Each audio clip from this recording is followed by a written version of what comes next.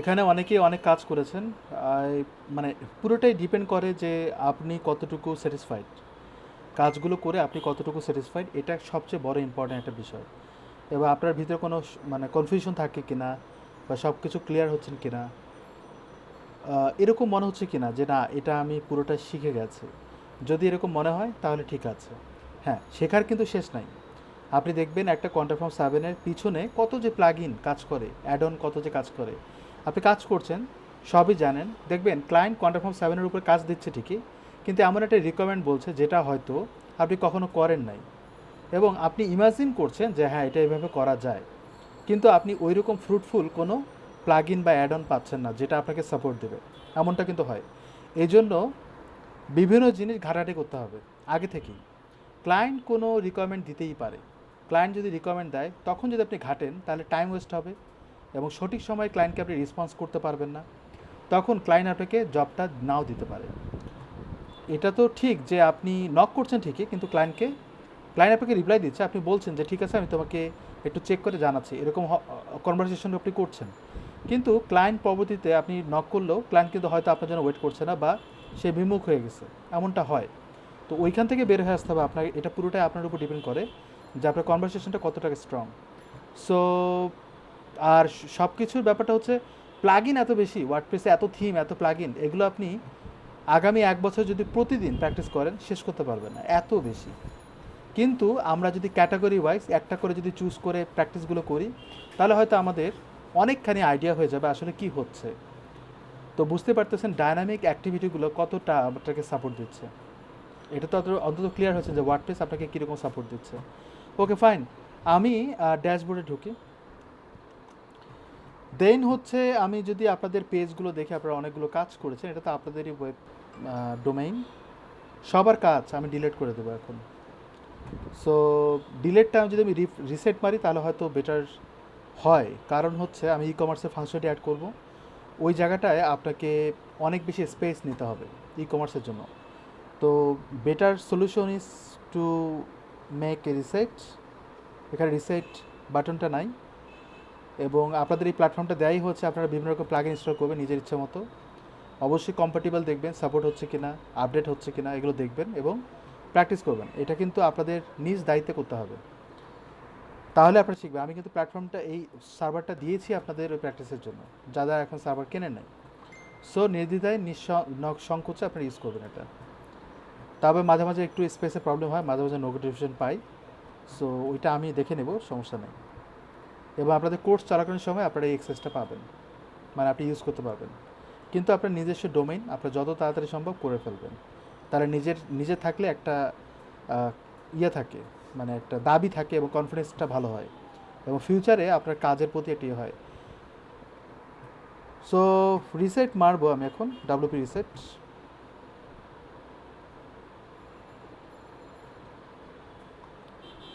নিচে দিকে যাই, এখানে কোনো প্লাগইন আমি অ্যাক্টিভেট করবো না। ইভেন রিসেট ডাব্লিউপি প্লাগইন যেটা আছে, এটাও আমরা রিসেট দিয়ে রিমুভ করে দেবো। এই জন্য আমি কিন্তু রিঅ্যাক্টিভেট করছি না কোনোটি কিছুই। তো এবার আমি সেভ করি, সরি ইন্টার ক্লিক করি, তাহলে রিসেট হয়ে যাবে এবং পুরোটাই ক্লিন হয়ে যাবে।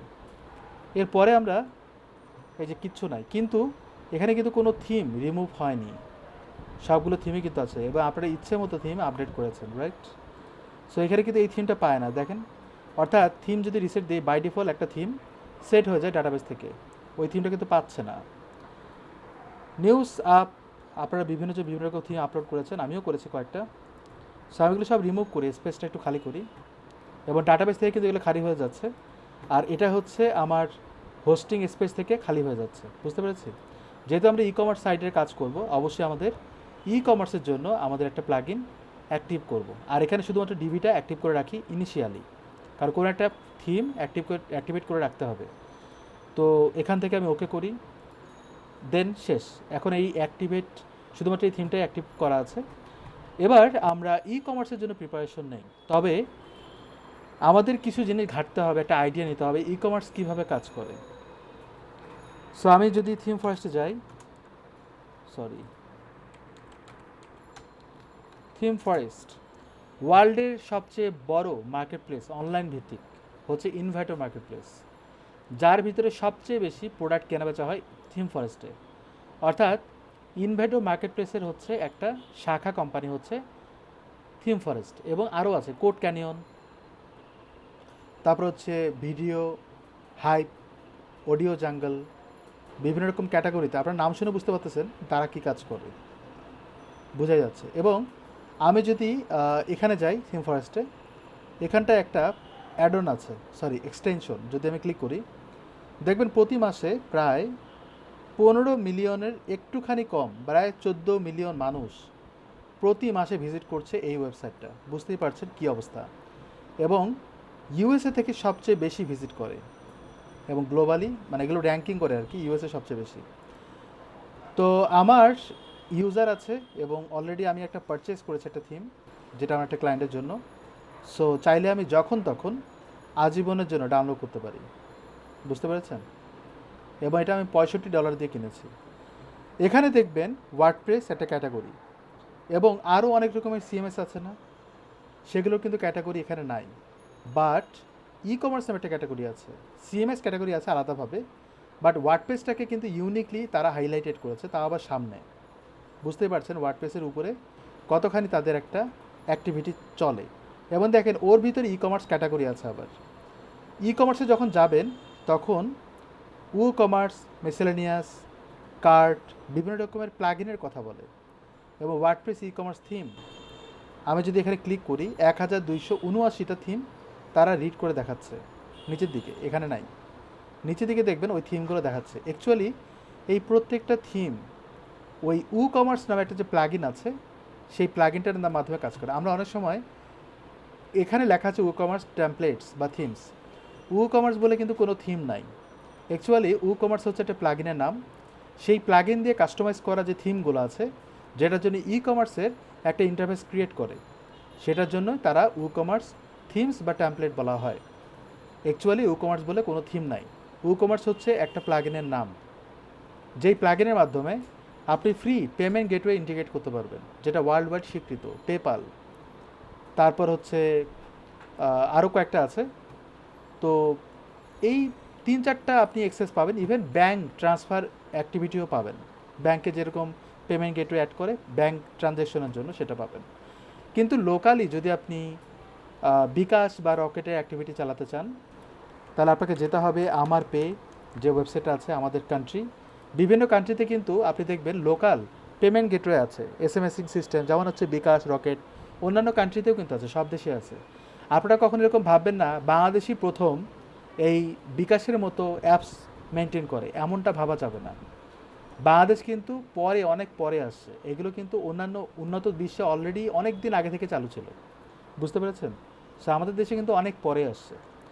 সো ওই দেশগুলোতে কিন্তু এগুলো ইউজ করা হয়, এগুলো হচ্ছে লোকাল। আমি এমন না যে আমি যে কোনো কান্ট্রি থেকে এগুলো পেমেন্ট গেটওয়ে ইন্টিগ্রেট করতে পারবো।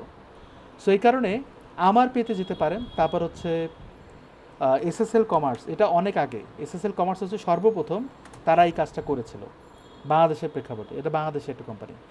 এবং আপনাদের বেশিরভাগ বাংলাদেশের বেশিরভাগ কোম্পানি হচ্ছে এসএসএল কমার্সের আওতাভুক্ত। কোম্পানি আওতাভুক্ত বলতে বলা যায় যে পার্টনার্স, অর্থাৎ যেসব কোম্পানি এই পেমেন্ট গেটওয়ের সাথে ইন্টিগ্রেটেড, সেটা কথা বলছি। এবং আপনারা এই লোগোটা দেখতে পাবেন অনেক কোম্পানি, অনেক অনেক কোম্পানিতে, ওই যারা অনলাইন বিজনেস করে তাদের দেখবেন নিচের দিকে এই লোগোটা থাকে, ফুটারের দিকে। আচ্ছা, এখানে যদি আপনি যান আপনি কিছু জিনিস দেখতে পাবেন, তারা মেনুটা চেঞ্জ করেছে, আগে এরকম ছিল না, একটু খ্যাট টাইপের ছিল, এখন অনেক ভালো করছে, ওয়েবসাইটটা আরও সুন্দর করছে। আগে খুবই বাজে একটা ওয়েবসাইট ছিল। যাই হোক, এখানে আমি ইনস্ট্যান্ট অ্যাক্টিভেশন দেখি, ক্যাম্পেইন ম্যানেজমেন্ট ইজি। আমি অ্যাকচুয়ালি পার্টনারদের ছবিগুলো দেখাতে চাচ্ছিলাম। এখানে দেখেন, join the 3500 business that trust SSL commerce. এই কোম্পানিগুলো তাদের সাথে কানেক্টেড এবং তারা কাজ করে। ওই লোগোগুলো আমি একটু চাচ্ছিলাম, মানে পার্টনারদের লোগো, সেটা চাচ্ছিলাম। সেটা হয়তো আমি খুঁজে পাবো না, তারা হয়তো বন্ধ করে রেখেছে, বুঝতে পেরেছেন। সো তারা এই পেমেন্ট গেটওয়ে ইন্টিগ্রেট করে, এবার আরও আছে মোবাইল ব্যাঙ্কিং, ইন্টারনেট ব্যাঙ্কিং, তারপরে ই ওয়ালেটস ওরা কাস্টমাইজ করেছে। এবার দেখেন এইসব কোম্পানির, এইসব ব্যাংকের ইন্টিগ্রেশনটা আপনি পাবেন। এটা আমাদের শিখবে সবাই ওয়েবসাইটেও আছে, বুঝতে পারছেন, শিখবে সবাইতেও পাবেন এসএসএল কমার্সের সাথে ইন্টিগ্রেশন। আমার পেটার কিন্তু প্রাইজিং টেবিলটা অনেক কম, 4,000, কিন্তু আপনি এসএসএল কমার্স থেকে 22,000 বা 20,000 টাকা দিতে হয় এই এপিআইটা ইন্টিগ্রেট করার জন্য। অ্যান্ড তারা প্রতি মাসে বলা যাবে না, তাদের আপনার যে যত টাকা ইনকাম হবে তার 7% বা 12% কেটে নেয়, আর পরবর্তীতে কোনো ফি নেয় না। মানে এই যে 20,000 টাকা তারা এপিআই ইন্টিগ্রেশনের প্রথম দিকে নেবে, পরে আর নেবে না। আর এই প্যাকেজে কিন্তু প্রাইস অনেক কম। আবার প্রাইস যেটাতে কম, এটা আবার খারাপ দিকও আছে, ভালো দিকও আছে। কারণ সিকিউরিটির একটা ব্যাপার থাকে। সিকিউরিটির ব্যাপারটা হচ্ছে, আপনাদের ওয়েবসাইটে দেখবেন, যদি আপনি কখনো ডোমেন হোস্টিং করেন, অবশ্যই এসএসএল সার্টিফিকেশন করে নেবেন, অর্থাৎ এইখানটায় লক সিস্টেমটা করে নেবেন। এটা করার কারণ হচ্ছে যাতে আপনি পেমেন্ট গেটওয়ে ইন্টিগ্রেট করতে পারবেন, এটা ছাড়া কিন্তু পেমেন্ট গেটওয়ে ইন্টিগ্রেট করা যাবে না। এবং ওয়েবসাইটের মাধ্যমে কিন্তু অনেকে অনেক রকমের 2 নাম্বার বিজনেসও করতে পারে। সো এই ক্ষেত্রে এই জিনিসগুলো অবশ্যই মেনটেন করতে হয়। এখন এসএসএল কমার্স আপনাকে পেমেন্ট গেটওয়ে এপিআই ইন্টিগ্রেশন করে দিবে, অথবা আমার পেও করে দিবে, কিন্তু আপনার ওয়েবসাইটের অবশ্যই স্ট্রাকচার এবং রুলস রেজুলেশন আপনার ঠিক আছে কিনা সেটা দেখতে হবে। তারা দেখবে আপনার লক আছে কিনা, ওয়েবসাইটে সুন্দর কিনা, প্রোডাক্ট বেসিসে আপনি প্রোডাক্ট সেলিং যে করছেন সেটা কোয়ালিটি, এবং কোয়ালিটি দেখবে না, বাট আপনি আসলে ইলিগাল প্রোডাক্ট সেল করছেন কিনা সেটা দেখবে। এবং আপনার সিকিউরিটির ব্যাপারটা দেখবে। আপনার ওয়েবসাইটে হতে পারে যে আপনি একটা প্রোডাক্ট সেল করছেন, আপনি প্রোডাক্টটা কেনার জন্য আপনি কাস্টমার, আপনি আপনার কার্ডের অ্যাক্সেসগুলো দিচ্ছেন, কিন্তু যিনি ওয়েবসাইটের অথর তিনি কার্ডের অ্যাক্সেসটা চুরি করলো, এরকম হতে পারে না? তো ওই ক্ষেত্রে আপনি যদি কোনো পলিসির আওতাধীন না থাকে, তাহলে কী হবে? আপনি সাইবার ক্রাইম করে ফেললেন। সো এটা ম্যাটার করে।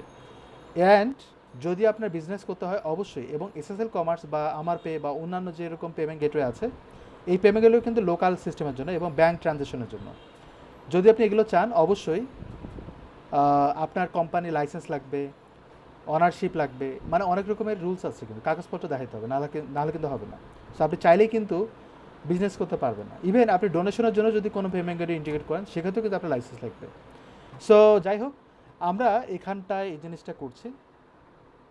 সো এখানে আমরা পেমেন্ট গেটওয়ে ইন্টিগ্রেট করার জন্য এবং ই কমার্সের এই ইন্টারফেসটা তৈরি করার জন্য আমাদের একটা প্লাগইন ইন্টিগ্রেট করতে হবে। তার আগে আমাদের এখানে অনেক আননেসেসারি প্লাগইন আছে, এগুলো সব রিমুভ করে দেবো।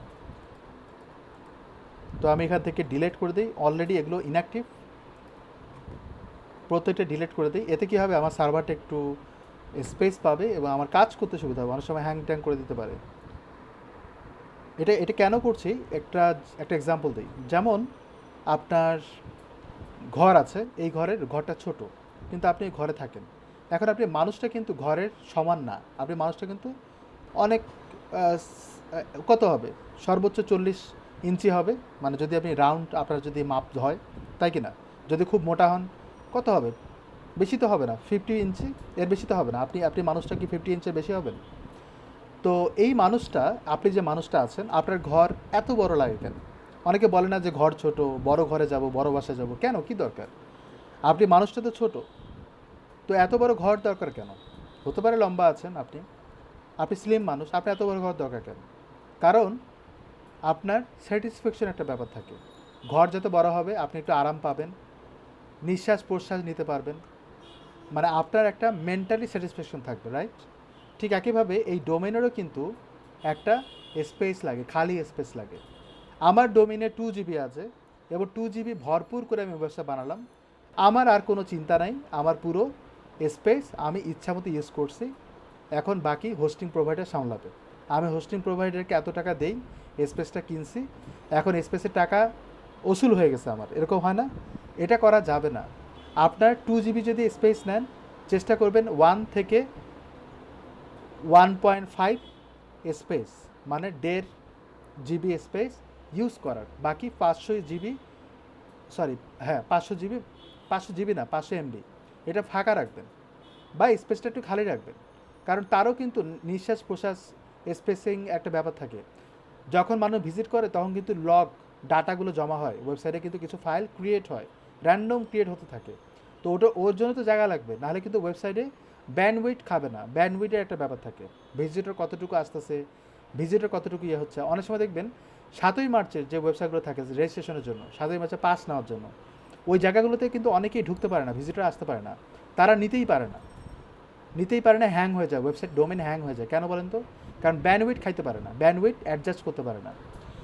আমাদের যে কোম্পানি, আমাদের যে শিখবে সবাই, এটার ব্যান্ডউইথ কত জানে? 3 লাখ। এবং কয়েকদিন আগে হ্যাং করছিল, এত বেশি ভিজিটর, হ্যাং করছিল, মানে কন্ট্রোলই করতে পারে না। বুঝতে পারছো? মানুষ ঢুকতেই পারে না, এত বেশি ভিজিটর বেড়ে গেছিলো। এরকম হয় মাঝে মাঝে। তো যাই হোক, এখানটায় আমরা সব রিমুভ করে দিয়েছি। এবার আমরা প্লাগ ইন ইনস্টল করবো। এর পরের পার্টটাতে যাই, আমরা এখানে WooCommerce ইনস্টল করব। দেখেন, আমরা এই জায়গাটা আসছিলাম, অন্যদিকে চলে গিয়েছি, আমি আবার এখানে ফেরত আসি। সেটা হচ্ছে, আমাদের এখানে অনেকগুলো থিম দেখতে পাচ্ছেন। আমার কাছে পেইড থিম আছে দুটো, একটা হচ্ছে এটা, আরেকটা হচ্ছে ইলেকট্রো। আমি আপনাদের সুন্দর একটা জিনিস দেখাবো, আপনারা চমকে যাবেন। সেটা হচ্ছে, এখানটা যাই, Dutch Bangla bank. Dutch Bangla ব্যাংকের ওয়েবসাইটটাতে ভিজিট করি। শুধুমাত্র তাকায় থাকবেন, ওকে? আমি শুধু বলছি, আপনি শুধু দেখেন। এই ওয়েবসাইটে একটু ভিজিট করছি, আপনারা শুধু দেখবেন। শুধুমাত্র মনে রাখবেন, ইউনিক জিনিসগুলো একটু মনে রাখবেন, একটু ইউনিক জিনিসগুলো মনে রাখার চেষ্টা করবেন। ডান? ওকে, এবার আসি পোর্টোতে।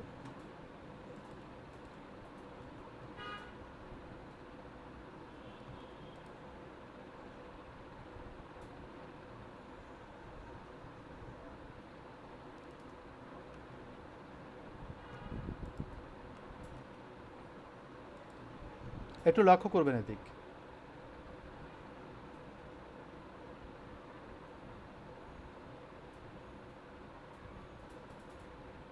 ডান? কি বুঝলেন? কি বুঝলাম আমরা? আমরা বুঝলাম এটাই, যে এই থিম দিয়ে ডাচ বাংলা ব্যাংকের ওয়েবসাইটটা বানানো হয়েছে, right? So main thing is, এই পোর্টো থিমের দাম কত? $59। এখন কোশ্চেন হচ্ছে, যেই মানুষটা বা যেই কোম্পানি বা যে এজেন্সি ডাচ বাংলা ব্যাংকের ওয়েবসাইটে বানিয়েছে, কেন ইমাজিন কত ডলার, কত টাকা নিয়েছে?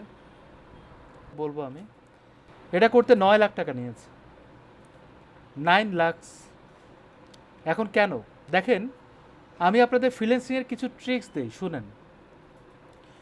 কোনো একটা কোম্পানির হয়ে আপনি কাজ করছেন, বা কোম্পানিতে গেলেন, কোম্পানি অনেক বড়, ওই কোম্পানির একটা ওয়েবসাইট বানিয়ে দেবেন। কোনোভাবে আপনার সম্পর্কে জেনেছে, আপনি খুব ভালো কোডার এবং ফ্রিল্যান্সার। ওই কোম্পানি আপনাকে বলছে যে আমাদের একটা এরকম একটা ওয়েবসাইট লাগবে, আপনি বাজেট কত ধরবেন? আপনি সব শুনলেন, কতগুলো পেজ লাগবে, কী দিয়ে বানাবেন, এভরিথিং। এবার আপনি যখন শুনবেন কী কী ফাংশনালিটি লাগবে, তখন একটা আইডিয়া করতেই পারেন যে আসলে কী কী প্লাগইন ইউজ করতে হবে, রাইট? এরপর আপনি কোম্পানিকে বললেন যে আমি 50,000 টাকা নেব এই ওয়েবসাইটে বানাতে। কোম্পানি আপনাকে জবটা নাও দিতে পারে।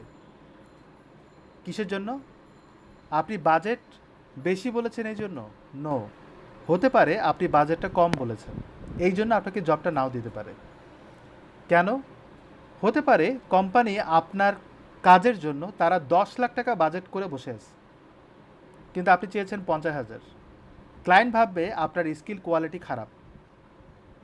বুঝতে পেরেছেন? সো গাইস, আপনার স্কিল কোয়ালিটি অ্যাভয়েড করবেন। স্কিল কোয়ালিটি ম্যাটার না, ম্যাটার ইজ যার জন্য কাজ করছেন তাদের কোয়ালিটি কী, এবং তাদের অ্যাসেট কী, তাদের টার্গেট কী, তাদের ভ্যালু কী পুরো ওয়ার্ল্ডে বা পুরো কান্ট্রিতে, সেইটাকে বেস করে আপনাকে বাজেট করতে হবে, not based on your skill. So এটা কিন্তু খুবই ইম্পর্ট্যান্ট একটা ট্রিক্স, যেটা আমরা ভুল করি। আমার এক কলিগ, সে আমাকে ফোন দেয়, সে মির সিরামিক অথবা মুন্নু সিরামিকে জব করে, এক্স্যাক্টলি মনে নেই।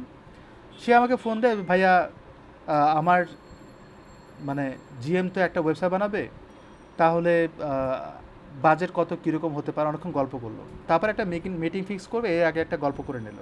আমি বললাম যে এই ধরনের কাজের জন্য আমি 2 লাখ টাকা বাজেট করব। তো ভাইয়া এত কম?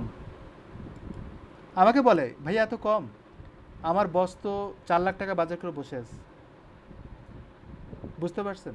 তো সেইখানে যদি আমি বলি, নিশ্চয়ই বস আমাকে বলবে যে যেহেতু বাজেট এরকম বলছেন, সে তো বাজেট বেশি ধরে রাখছে, তার কাছে অ্যামাউন্টটা বেশি, সে চিন্তাই করছে যে আমি এই লেভেলের কাজ করাবো, এত বাজেট ধরবো।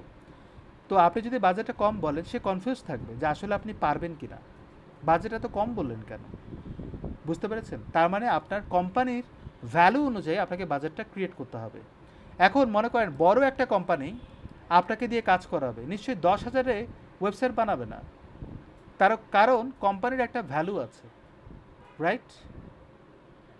তো কোম্পানি যদি 10,000 টাকায় ওয়েবসাইট বানায়, মানুষ হাসবে না যে এত বড় কোম্পানি 10,000 টাকায় ওয়েবসাইট বানায়, না জানি ফার্ম গেটের কাউকে দিয়ে ওয়েবসাইট বানাইছে। এটা তো একটা ব্যাপার।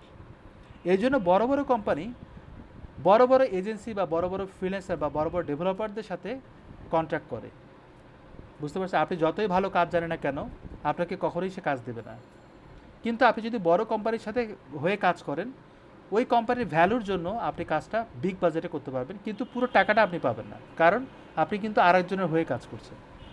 সো ম্যাটার ইজ, যদি আপনি এই ধরনের কাজ করতে চান, অবশ্যই এখন থেকে প্রিপারেশন নেন যে আপনাকে একটা এজেন্সি খুলতে হবে, একটা পেজ ক্রিয়েট করতে হবে, একটা ইউটিউব চ্যানেল থাকতে হবে, একটা এজেন্সি ওয়েবসাইট থাকতে হবে। এখন থেকে ড্রিম দেখেন যে আপনি ফিউচারে করবেন। হতে পারে এটা আপনার প্যাশন নাও পারে, কিন্তু কখনো না কখনো যেহেতু আপনি এই লাইনে আসছেন, লোকাল মার্কেটে কাজ পাবেনই পাবেন, এবং লোকাল মার্কেটে কাজ যখন পাবেন, ক্লায়েন্ট কিন্তু আপনার কাজ দেখতে চাইবে আগেই। বাঙালিরা বেশি দেখতে চায়, বিদেশের ক্লায়েন্ট কিন্তু কম দেখতে চায়, কিন্তু দেশি ক্লায়েন্ট বেশি দেখতে চায়। তখন আপনাকে কাজ দেখাতে হবে। দ্যাটস ওয়াই আপনার নিজস্ব ডোমেইন থাকাটা খুবই জরুরি। এরপরে আর কিছু বলার নেই, আপনারা হয়তো বুঝতে পারছেন আমি কোন দিকে ইঙ্গিত করছি, আপনার কাজের ক্ষেত্রে কতটা আপনাকে ইম্পর্টেন্স দিতে হবে এখন থেকে। সেটা হচ্ছে, তাহলে বুঝতেই পারতেছেন যে ক্লায়েন্ট যখন কাজ নেয়, তারা সিলেক্ট করেছে পোর্তো থিমটা এবং এটাকে দিয়ে মডিফাই করে এই ওয়েবসাইটে বানিয়েছে। তাহলে আর কোনো কনফিউশন থাকে না। কপি পেস্ট বলা যাবে না, কারণ হচ্ছে আপনি কিন্তু থিমটা চুজ করেছেনই ওই রকম ডিজাইনের জন্য, রাইট? এই থিমটা চুজ করছেন কেন? নিশ্চয়ই এই ডিজাইনটা চান। তাহলে কপি পেস্ট কেন হবে? কারণ আপনি টাকা দিয়ে খরিদ করছেন, টাকা দিয়ে কিনছেন না। সো এটা ম্যাটার করে। ওকে, ফাইন, আমরা এরকম থিম ইউজ করব, আমি নিজেই পড়তে ইউজ করবো আপনাদের সামনে, সমস্যা নাই। এই জায়গাটায় আমরা প্রথমত কমার্সে সেট আপ করে দিতে পারি, কমার্সে সেট আপ করতে পারি। আবার আপনি যদি থিম ইউজ করেন, যে আমি পোর্টো ইউজ করলাম, বা ইলেকট্রো নামে একটা থিম আছে যেটা আমার কাছে আছে, এই থিমগুলো আপনাদের পেয়ে যাবেন, হয়তো আপনারা আমার ওয়েবসাইটে গেলেই পাবেন, foritraining.com-এ। সো ওখান থেকে ডাউনলোড করে ইউজ করতে পারেন। তো আমি এখানে কমার্সের সেট আপটা কী সেটা আমি দেখাই দিই, কারণ এটা সেট আপ ম্যানুয়ালি করতেই হবে। সো কমার্স যখন সার্চ দিব, এই ওয়ার্ডপ্রেসে কিন্তু কমার্স ফাংশনটির জন্য কমার্স সবচেয়ে বেস্ট এই প্লাগইনটা। এবং এর সাথে আরেকটা প্লাগইন ছিল যেটার নাম হচ্ছে WP কমার্স, বা WP কমার্সের এখন চলে না, কমার্স সবচেয়ে বেশি পপুলারিটি পায়। এবং আমি কমার্স দিয়ে সার্চ দিয়েছি, দেখেন এখানে যত প্লাগইন দেখছেন সবগুলো কিন্তু কমার্সের সাথে অ্যাড অন হিসেবে কাজ করে। বুঝতে পেরেছেন? সবগুলাই। সো আমি এটাকে ইনস্টল করব। আমাদের কমার্সের কয়েকটা ক্লাস হবে, একটা ক্লাস হবে না। সো আমি ধীরে ধীরে আগাচ্ছি যাতে কোনো কনফিউশন না থাকে। মার্কেট প্লেসে সবচেয়ে বেশি কাজ হচ্ছে কমার্সের। সো এই কারণে আপনাদের অবশ্যই A to Z বুঝতে হবে আপনাদের। সো অ্যাক্টিভ,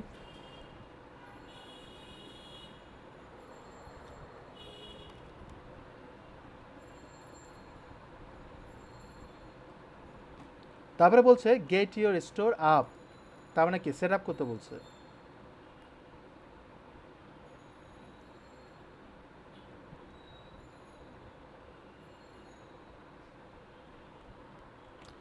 ওকে, এটা আসবে এবং আমাকে অ্যাড্রেস দিতে হবে।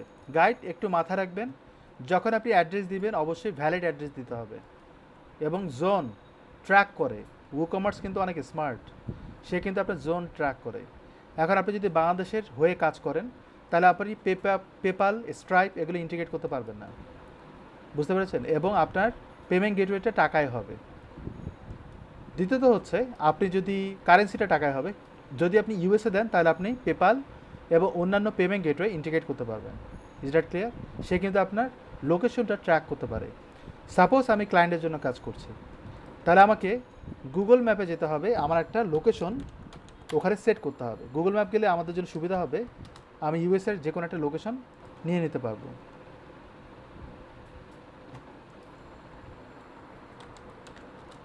ইউএসএ বেস করি।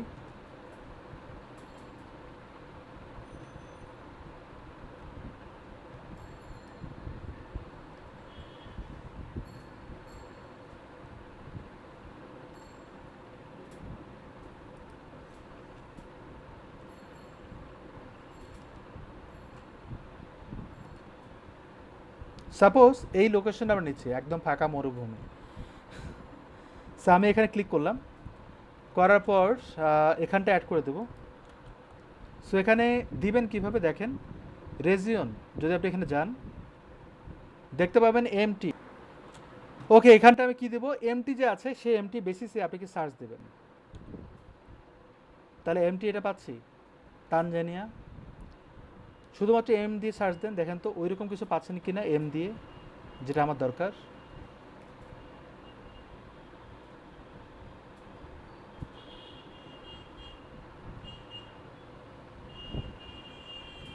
এতে বাংলাদেশ চলে আসছে, আজিব। সো আমরা এখানে এটা সিলেক্ট করি, তানজানিয়া। দেন হচ্ছে এটা হচ্ছে আমার পোস্ট কোড, এটাকে আমরা এখানে অ্যাড করে দেব। সিটিটা আমরা কি দেব, সিটি হচ্ছে এটা, এটাকে আমরা কপি করে এখানে বসা দিই। ওহো, এটা তো কান্ট্রি, এটা হবে না, ইউনাইটেড স্টেটসে ঢুকতে হবে গাইস। এখানে ঢোকার পর আমরা খুঁজবো এবার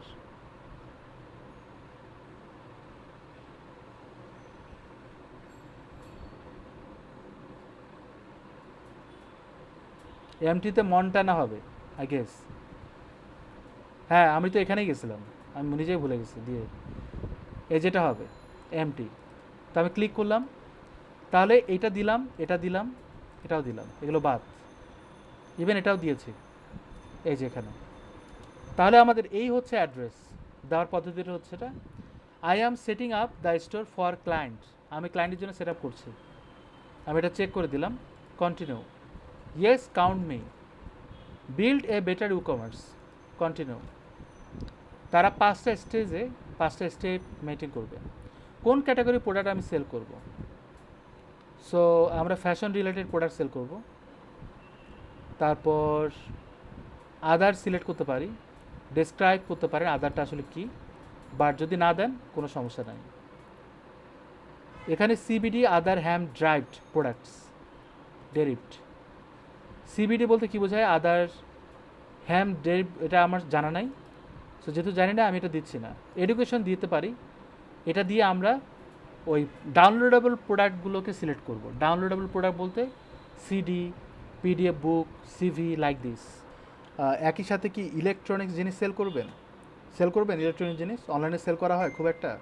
সো আপনি কেনই বা সিলেক্ট করবেন, কিন্তু সিলেক্ট করতে পারেন, কারণ চেকবক্স দিয়ে দিছে। চেকবক্স মানে কি, আপনি মাল্টি সিলেকশন করতেই পারেন, কোনো বাধা নাই। এবং মনে রাখবেন ই কমার্স এই প্ল্যাটফর্মটা কিন্তু পুরোটাই ফ্রি, কিন্তু ই কমার্সের সাপোর্টিভ যে প্লাগইনগুলো আছে সেটার জন্য পে করতে হবে।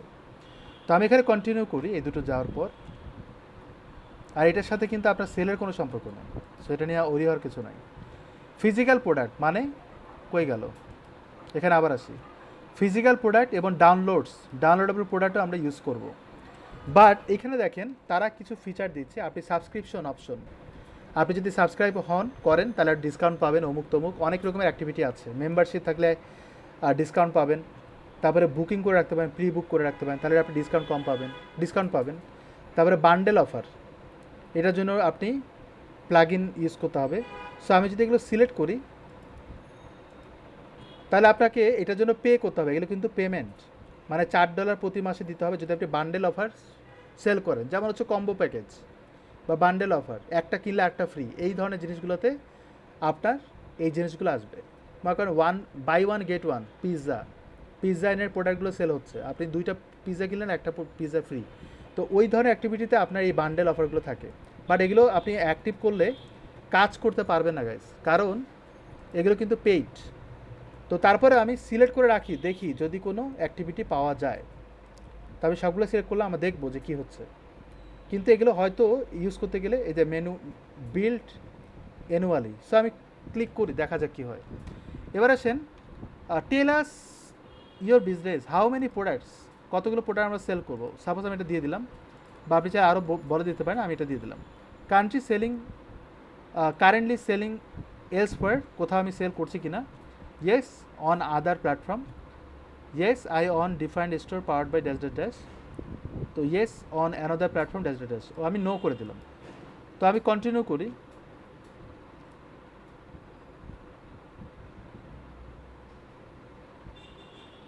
এবার থিমসে যাবে, থিম সিলেক্ট করতে বলবে, সামথিং কিছু একটা করবে। তো ই কমার্সের জন্য কিন্তু কিছু থিমের ইন্টারফেস থাকে দেখতে যাতে সুন্দর লাগে, যেমন এটা কিন্তু ই কমার্স না। ই কমার্সের জন্য লুকটা একটু ডিফাইন হয়। তো যদি আমি এখানে আবার ক্লিক করি, ই কমার্সের জন্য নিচের দিকে যাই, এখানে আপনি ড্যামো পাবেন। বেটার হয় আপনি এখানে ক্লিক করেন, অনেক নিচে ছিল। তো এখানে দেখবেন ওয়ান পেজ, সিঙ্গেল পেজের জন্য কিছু পেজ আছে। তার মানে কি, অনেক ক্যাটাগরির আছে বিধায় এর মানে হচ্ছে থিমটা মাল্টিপারপাস থিম, মানে অনেক কিছু ইউজ করতে পারবেন এবং সব পেজের জন্য একই থিমে অনেকগুলো ডিজাইনিং করতে পারবেন, মানে একই থিম দিয়ে অনেক রকমের ইন্টারফেস বা ডিজাইন করতে পারবেন। Not a big deal. যেমন এখানে একটা ড্যামো আছে, ড্যামোটা দেখতে সুন্দর, আপনি চাইলে এরকমও ইন্টারফেস তৈরি করতে পারেন আপনার ওয়েবসাইটের জন্য। সো এগুলো তৈরি করবেন ঠিকই, কিন্তু পার্মানেন্টলি তৈরি করার চেষ্টা করবেন, কারণ আপনি যখন এরকম ই কমার্স সাইট বানাবেন কাস্টমাইজ করে কন্টেন্ট দিয়ে, এটা কিন্তু বুক সেল করা, পিডিএফ বুক সেল করার জন্য এই ওয়েবসাইটটা। তাহলে কী হবে, আপনার ক্লায়েন্টরা ধরেন সে বই সেল করার জন্য একটা ওয়েবসাইট চায়, তো তখন যদি আপনাকে বলে যে তুমি এই ধরনের কাজ করেছো কি না, ড্যামো দেখাও, তা আপনি কিন্তু ড্যামোটা দেখাতে পারবেন। এই জন্য কী করবেন, বিভিন্ন রকমের ফাইবারের ভিতরে, তারপর হচ্ছে বিভিন্ন রকমের আপওয়ার্ক, ওই জায়গাগুলোতে দেখবেন বায়ার যখন পোস্ট দেয়, জব পোস্ট দেয়, তখন কিন্তু তারা কিছু লিঙ্ক শেয়ার করে দেয়, ড্যামো লিঙ্ক বা সামথিং কিছু একটা। ওই লিঙ্কগুলো পারলে সংগ্রহ করবেন।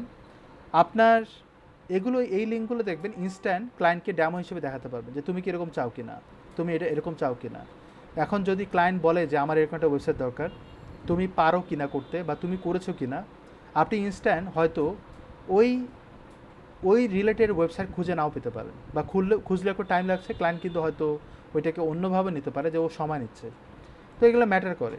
এই জন্য আপনারা সবসময় চেষ্টা করবেন আপনার এগুলো সংগ্রহে রাখতে, বিভিন্ন ক্যাটাগরি জিনিস ডক ফাইল করে রাখবেন, যেখানে ক্যাটাগরি ওয়াইজ জিনিসগুলো রাখবেন, ঠিক আছে।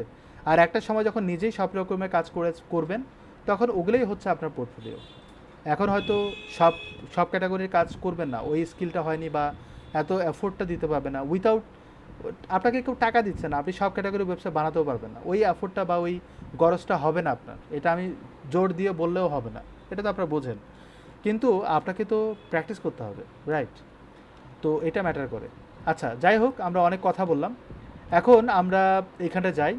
দেখেন ও কিন্তু রিকমেন্ড করে থিমগুলো, অলরেডি কিন্তু এটা অ্যাক্টিভেটেড। তারপর পেইড থিম রিকমেন্ড করে, কিছু পেইড থিম আছে রিকমেন্ড করে, আবার ফ্রি থিমসও রিকমেন্ড করে, যেটার মধ্যে এটা পড়ে, তারপর বাকিগুলো পড়ে। এখানে স্টোর ফ্রন্ট নামে একটা থিম আছে, যেটার ইন্টারফেস হচ্ছে এরকম। তবে আমরা থিম নিয়ে কাজ করব, সেই থিম নিয়ে কাজ করার আগে আমাদের কিন্তু ই কমার্স এখনও সেট আপ করা হয়নি, সেটা আমরা করে ফেলি। এবং চাইলে আপনি লাইভ ডেমো দেখতে পারেন, যদি দেখি তাহলে হয়তো একটা আইডিয়া হবে এটা লুকটা কেমন। বাট আমরা চাইলে কিন্তু ওই ডিভি দিয়েই করতে পারি, এই হচ্ছে লুক। আমরা যদি ডিভি দিয়ে করে ডিভি লুকটা কেমন হয় সেটা দেখি। এটা অলরেডি অ্যাক্টিভেটেড, সো দেখার কিছু নাই। তো যদি হয়ে থাকে continue with this active theme, তাহলে এখানে ক্লিক করবেন। ক্লিক করলে আমার ড্যাশবোর্ডে আবার চলে যাবে।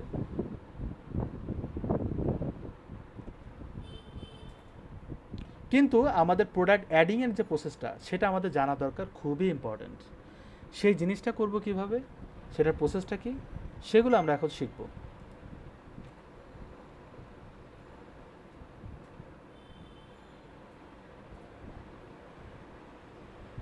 ওকে, দেখেন এখানে আমি যখন এখানে সে জেটপ্যাক ইন্টিগ্রেট করতে বলছে।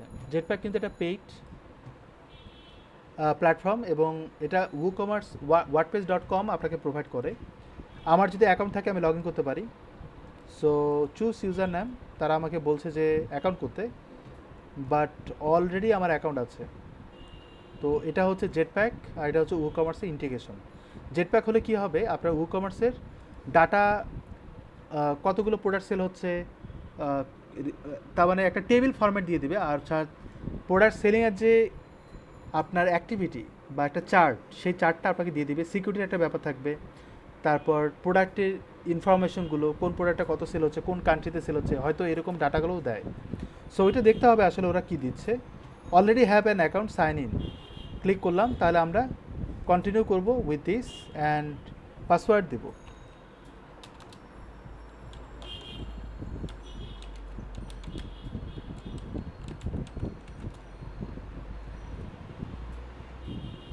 তো লগ ইন হয়ে গেল, এখন আমি অ্যাপ্রুভ করি। তাহলে আমার এই ওয়েবসাইটের জন্য আমার এই ইন্টিগ্রেশনটা ডান।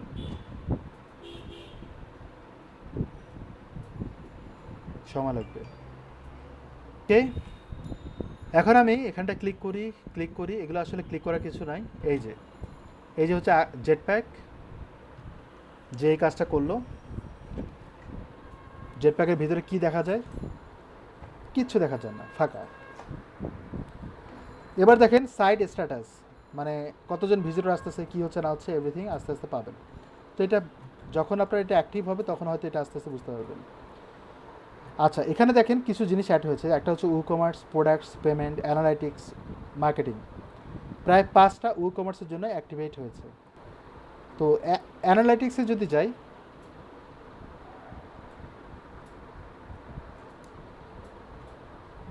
তাহলে আপনি ইনফরমেশন দেখবেন যে কোন প্রোডাক্টটা কত সেল হচ্ছে, অর্ডার কতগুলো আসছে, কতগুলো আইটেম সেল হয়েছে, ভিজিটর কতগুলো আসছে আপনার প্রোডাক্ট দেখার জন্য, ভিউজ কতজন হচ্ছে, এবং এখানে চার্ট দিয়ে দেবে আপনাকে। বুঝতে পারতেছেন বাকি জিনিসগুলো সেম লাইক। তারপর কুপনের মাধ্যমে কতজন আসছে, কুপনের কাজটা আমরা করব। তারপরে পেমেন্টস যদি ক্লিক করি, পেমেন্ট ইন্টিগ্রেশন একটা ব্যাপার কথা বলছে। আমি যদি এখানে সেট আপ করি, আগে এরকম ছিল না, এখন নতুনভাবে করছে। কমার্স পেমেন্ট ইন্টিগ্রেশন, এখানে বলছে টাইপ অফ এন্টিটি, তারপরে company, non profit organisation, mobile নাম্বারটা দিতে বলছে, তারপর হচ্ছে ইমেল অ্যাড্রেস। তার মানে পেমেন্ট পাওয়ার্ড বাই স্ট্রাইপ, অর্থাৎ এই যে ইন্টারফেসটা দেখছেন, এটা স্ট্রাইপ কিন্তু আর একটা পেমেন্ট গেটওয়ে। অ্যাকচুয়ালি ওইটাকে হাইলাইট করার জন্য তারা এইভাবে পেমেন্টটা ইন্টিগ্রেট করার কথা বলছে। কথা বুঝতে পারছেন? এই পেমেন্টটা হচ্ছে স্ট্রাইপের জন্য। তো আমরা এটাকে ক্লোজ করে দিই। এইখানটায় অ্যানালাইসিস দিলাম, মার্কেটিংয়ের ব্যাপারটা থাকে, কুপনসের ব্যাপার থাকে, মানে কুপনস দিয়ে আপনি মার্কেটিং করবেন সেই জিনিসগুলো। যাই করি না কেন, আমাদের কিন্তু এখানেও দেখবেন কুপনস আছে। এই কমার্স হচ্ছে অ্যাকচুয়ালি আপনার পুরো কমার্সের যে প্রসেসটা সেটাকে মেনটেন করবে। তো আমরা একবার ঘুরে আসি। এবং কেউ বাড়তি কোনো পেজ বানাবেন না, কেউ এখানটায় বাড়তি কোনো কাজ করবেন না, যতটুকু আমি বলবো ততটুকু করবেন গাইস। কারণ আমি এটা নিয়ে ফিউচারে মাইগ্রেশন করব এবং স্পিড অপটিমাইজেশন করব। এই ওয়েব পেজে প্রোডাক্টের অ্যাক্টিভিটি ছাড়া বাকি অন্য কোনো কাজ করবেন না। এবার আসেন store details, purchase and installation extension যদি আমি ক্লিক করি, তারা বলে দেয় যে এগুলো আপনি ইন্টিগ্রেট করতে পারবেন, বাট এগুলো ইন্টিগ্রেশনের জন্য আপনাকে পারচেস করতে হবে। ওই যেটা আমরা অ্যাক্টিভেট করেছিলাম, বুকিংস, মেম্বারশিপ। তো এবার আসেন অ্যাড মাই প্রোডাক্ট যদি ক্লিক করি, তাহলে প্রোডাক্টের জন্য আপনি ইম্পোর্ট এবং মাইগ্রেট করতে পারবেন, অথবা অ্যাড ম্যানুয়ালি রিকমেন্ডেড। যদি আপনি এখানে ক্লিক করেন বা এগুলোতে ক্লিক করেন, তাহলে এই প্রোডাক্টে চলে যাবে, কারণ এটা প্রোডাক্ট অ্যাডের জন্য একটা অপশন দিচ্ছে। আমি আবার ব্যাকে যাই, সেট আপ ট্যাক্স বা সেট আপ কমার্স পেমেন্ট, এটাকে আমরা ক্লিক করতে পারি। এটাকে ক্লিক করা মানে হচ্ছে ওই কমার্সের ভিতরে ঢুকবে। এই যে দেখেন আবার এখানে ঘুরে ফিরে আসতেছে। আমি আবার ব্যাকে যাই। বুঝতে পারছেন? তারা এগুলো এই ড্যাশবোর্ড দিয়ে ব্র্যান্ডিং করছে, দ্যাটস ইট, আর কিছু না। এবার আসেন অর্ডারসে যাই।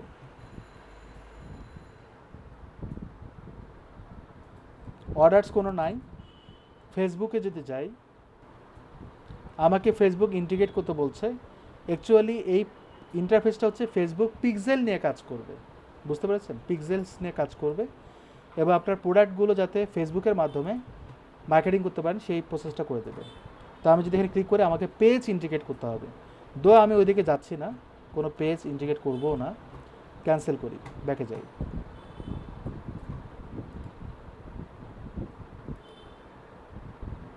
এবার আসেন মেইল চিম। আমরা মেইল চিমের কাজটা করব। ইমেল টেমপ্লেট কীভাবে ক্রিয়েট করতে হয় সেটা আমরা দেখব। তো মেইল চিমের কাজটা আমরা পরে করব, কারণ আমাদের প্রোডাক্টের কাজটা শেষ হবে। কাস্টমার্স,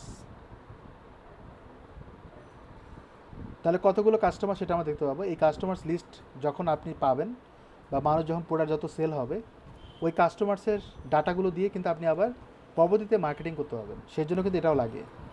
এবার আসলে কুপনসের কাজটা আমরা করব পরে, আগে আমরা সেটিংসে যাই। এগুলো আমরা পরে করবো, রিপোর্টে বুঝতেই পারতেছেন, দেখেই বুঝতে পারতেছেন আসলে কী হচ্ছে। এখানে দেখেন অ্যাড্রেসটা আমরা দিয়েছি, সেটা আবার দেখতে পাবেন। হতে পারে আপনি একটু এডিট করবেন, তো এডিট করতে গেলে এখানে এসে এডিট করতে পারবেন। Selling location, sell in to all countries, অথবা আমি স্পেসিফিক কোনো কান্ট্রিতে সেল করব, অন্যান্য কান্ট্রিতে প্রোডাক্টগুলো দেখাবে না বা সেল হবে না, বা কেউ যদি পে করে বা কেউ যদি অ্যাড টু কার্ড অ্যাড করে বা পেমেন্ট করতে যায়, সে আটকায় যাবে, মানে ব্লক হয়ে যাবে। ব্লক বলতে ডিসেবল থাকবে।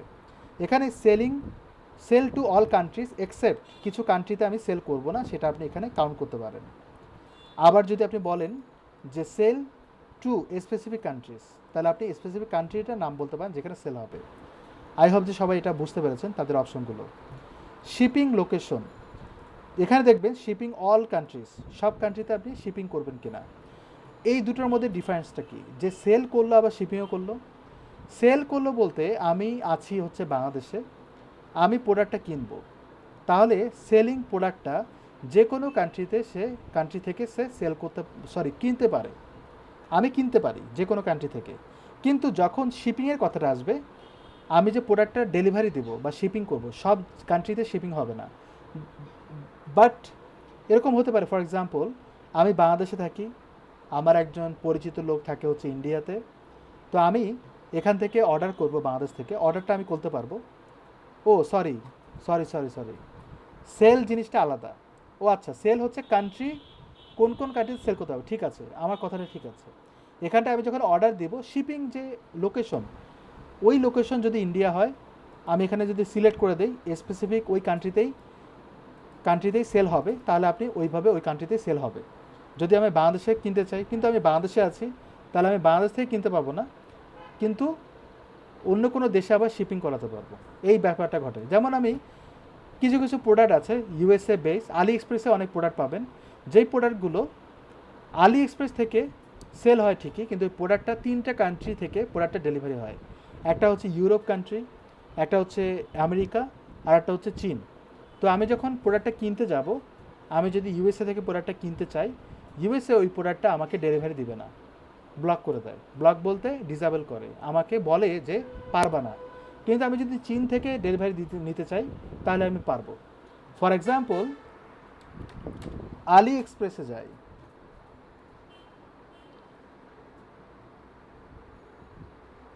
যেমন আমি এখানে যাই, মনে করেন এই প্রোডাক্টটা আমি কিনতে চাই, তো এখানে দেখবেন এটা চায়না প্রোডাক্ট, সো আপনি ডেলিভারি অর্ডার নিতে পারেন। এটা হচ্ছে দাম হচ্ছে $64, আপনি চাইলে ক্লিক করেন। দেখেন এখানে কিন্তু প্রাইসটা কম বেশি হচ্ছে না, বাট এটার দাম হচ্ছে 98 সেন্ট থেকে শুরু করে $2, $3 অলমোস্ট। কিন্তু চীন থেকে আমি অর্ডারটা পাবো, এখানে যদি ক্লিক করেন, কোনো না কোনো জায়গায় প্রাইসটা চেঞ্জ হয়ে যাওয়ার কথা, হচ্ছে না। এই যে 1 মিটার দেখেন চেঞ্জ হয়ে গেল, আবার 2 মিটার দেখেন প্রাইসটা বেড়ে গেল। তার মানে কি, এই ভেরিয়েন্ট, এগুলোকে বলা হয় ভেরিয়েশনস বা ভেরিয়েবল বা ভেরিয়েন্ট, এগুলো সিলেক্ট করতে হবে। যদি আমি এখানে ক্লিক করি, তাহলে অনেকগুলো পাচ্ছি, মানে দুটো, তখন আবার প্রাইস ডাবল হয়ে যাবে, এবং ওইটা আবার অটোমেটিক্যালি ক্যালকুলেট হয়ে আমাকে বলে দেয়। এখানে বলে দিচ্ছে যে ফ্রি ডেলিভারি, ওয়াও, বাংলাদেশের জন্য ফ্রি ডেলিভারি। এবং আপনি যদি ক্লিক করেন, আপনি দেখবেন কত রকমের ডেলিভারি প্রসেস আছে। যদি আপনি 30 থেকে 50 দিন, অনেক দিন সময় নেবে, তাহলে আপনাকে ফ্রি ডেলিভারিতে সময় লাগবে, মনিটরিং হবে না। মনিটরিং বলতে প্রোডাক্টটা আসলে কোন কান্ট্রিতে আছে, শিপিং হচ্ছে কি না, কয়দিন পরে ঢুকবে বাংলাদেশে, এই জিনিসগুলোর জন্য মনিটরিং করতে হয়, এটা আপনি পারবেন। কিন্তু আপনি যদি ডিএচএলে চান 7 দিনের মধ্যে, তাহলে আপনাকে $142 পে করতে হবে। বুঝতেই পারতেছেন, $2 প্রোডাক্ট কিনতেছেন, $142 ডেলিভারি চার্জ দিয়ে। ওয়াও, মানে আমাদের দেশে যেরকম প্রেক্ষাপটে এরকম হয় যে আপনি 50,000 টাকার একটা বাইক কিনতেছেন, কিন্তু 4 লাখ টাকা দিচ্ছেন কিসের জন্য? ট্যাক্সের জন্য। সো ম্যাটারটা এরকম। সো এটা একটা প্রোডাক্টের অপশন বললাম, এটা একটা প্রসেস গেল, মানে চলে আসছে, এই জন্য আমি শেয়ার করলাম। আমি জানি না আপনারা কখনো প্রোডাক্ট কিনেছেন কি না অনলাইনে, তো আমি ট্রাই করছি এই জিনিসগুলো বোঝানোর জন্য। আমরা চায়না প্রোডাক্ট থেকে বের হয়ে আসি, আমরা ফোনের দিকে যাই, তাহলে হয়তো একটা আইডিয়া পাবেন। আমি যদি বলি আইফোন, আইফোন দেখবেন বিভিন্ন কান্ট্রি থেকে হয়তো ডেলিভারি দেয়। যেমন আমি এটাকে সিলেক্ট করি, এই দেখেন এটা হচ্ছে চীন এবং ফ্রান্স। তো আমি যখন ফ্রান্সটাকে সিলেক্ট করব, কি বলছে, can not deliver two Bangladesh. Is that clear? কিন্তু আমি যদি বাংলাদেশে থেকেও অন্য কোনো কান্ট্রিতে সিলেক্ট করতে পারি, কারণ আমার হতে পারে আমার একটা ফ্রেন্ড আছে তাকে আমি গিফট করব, তাহলে সেইখানে ডেলিভারি হবে। মনে করেন আফগানিস্তান যায়, টু কনফার্ম হয় না। যেহেতু ফ্রান্স, আমি জার্মানিতে ক্লিক করি, তবু হয় না, এই যে হয়। তাহলে $31 পেমেন্ট তাকে রিসিপিংয়ের জন্য শিপিং চার্জটা দিতে হবে। বুঝতেই পারতেছেন বিষয়টা কীরকমভাবে কাজ করে। এখন বের হয়ে আসি, আমাদের আগের জায়গায় ফিরে যাই। তো এগুলো আমরা নাড়াচাড়া করবো না গাইস, ঠিক আছে? কনসেপ্ট যদি ক্লিয়ার হয়ে থাকে নাড়াচাড়া করবো না, বাট তারপরেও আমরা একটা কাজ করতে পারি। মানে আমি তো অন্য কান্ট্রিতে যেতে পারবো না, আমি বাংলাদেশে আছি, সো এইটা আমরা ইউজ করবো না, বাট আমি শিপিংয়ের জন্য এটা ইউজ করতে পারি। যেমন আমি shipping, ship to only United Arab আমিরাত, ইউনাইটেড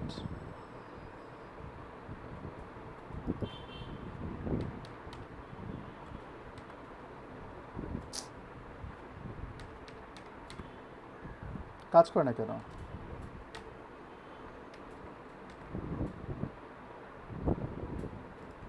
এই দুটো কান্ট্রিতে সিলেক্ট করে দিলাম। তারপরে বলছে default customer location no location by default, shop base address, মানে যেখান থেকে শপ করতেছি জিও লোকেশন অ্যাড করতে পারেন। জিও লোকেশন অ্যাড করলে এখানে একটা অপশন অ্যাড হবে, এবং ওই অপশনের মধ্যে এটা মনে হয় উপরের দিকে হয়, এই যে এখানে কোথাও না কোথাও হয়। তো ওই লোকেশনের জন্য জিও লোকেশন বলতে কোনো একজন কাস্টমার কোন লোকেশনে আছে সে অটোমেটিক্যালি ট্র্যাক করবে গুগল ম্যাপ থেকে, এবং ওটা করার জন্য আবার একটা এপিআই ইন্টিগ্রেট করতে হবে, যেটার জন্য পে করতে হয়। তার মানে জিও লোকেশনে অ্যাড করলে যে কাজ করবে এমনটা কিন্তু না। বুঝতে পেরেছেন?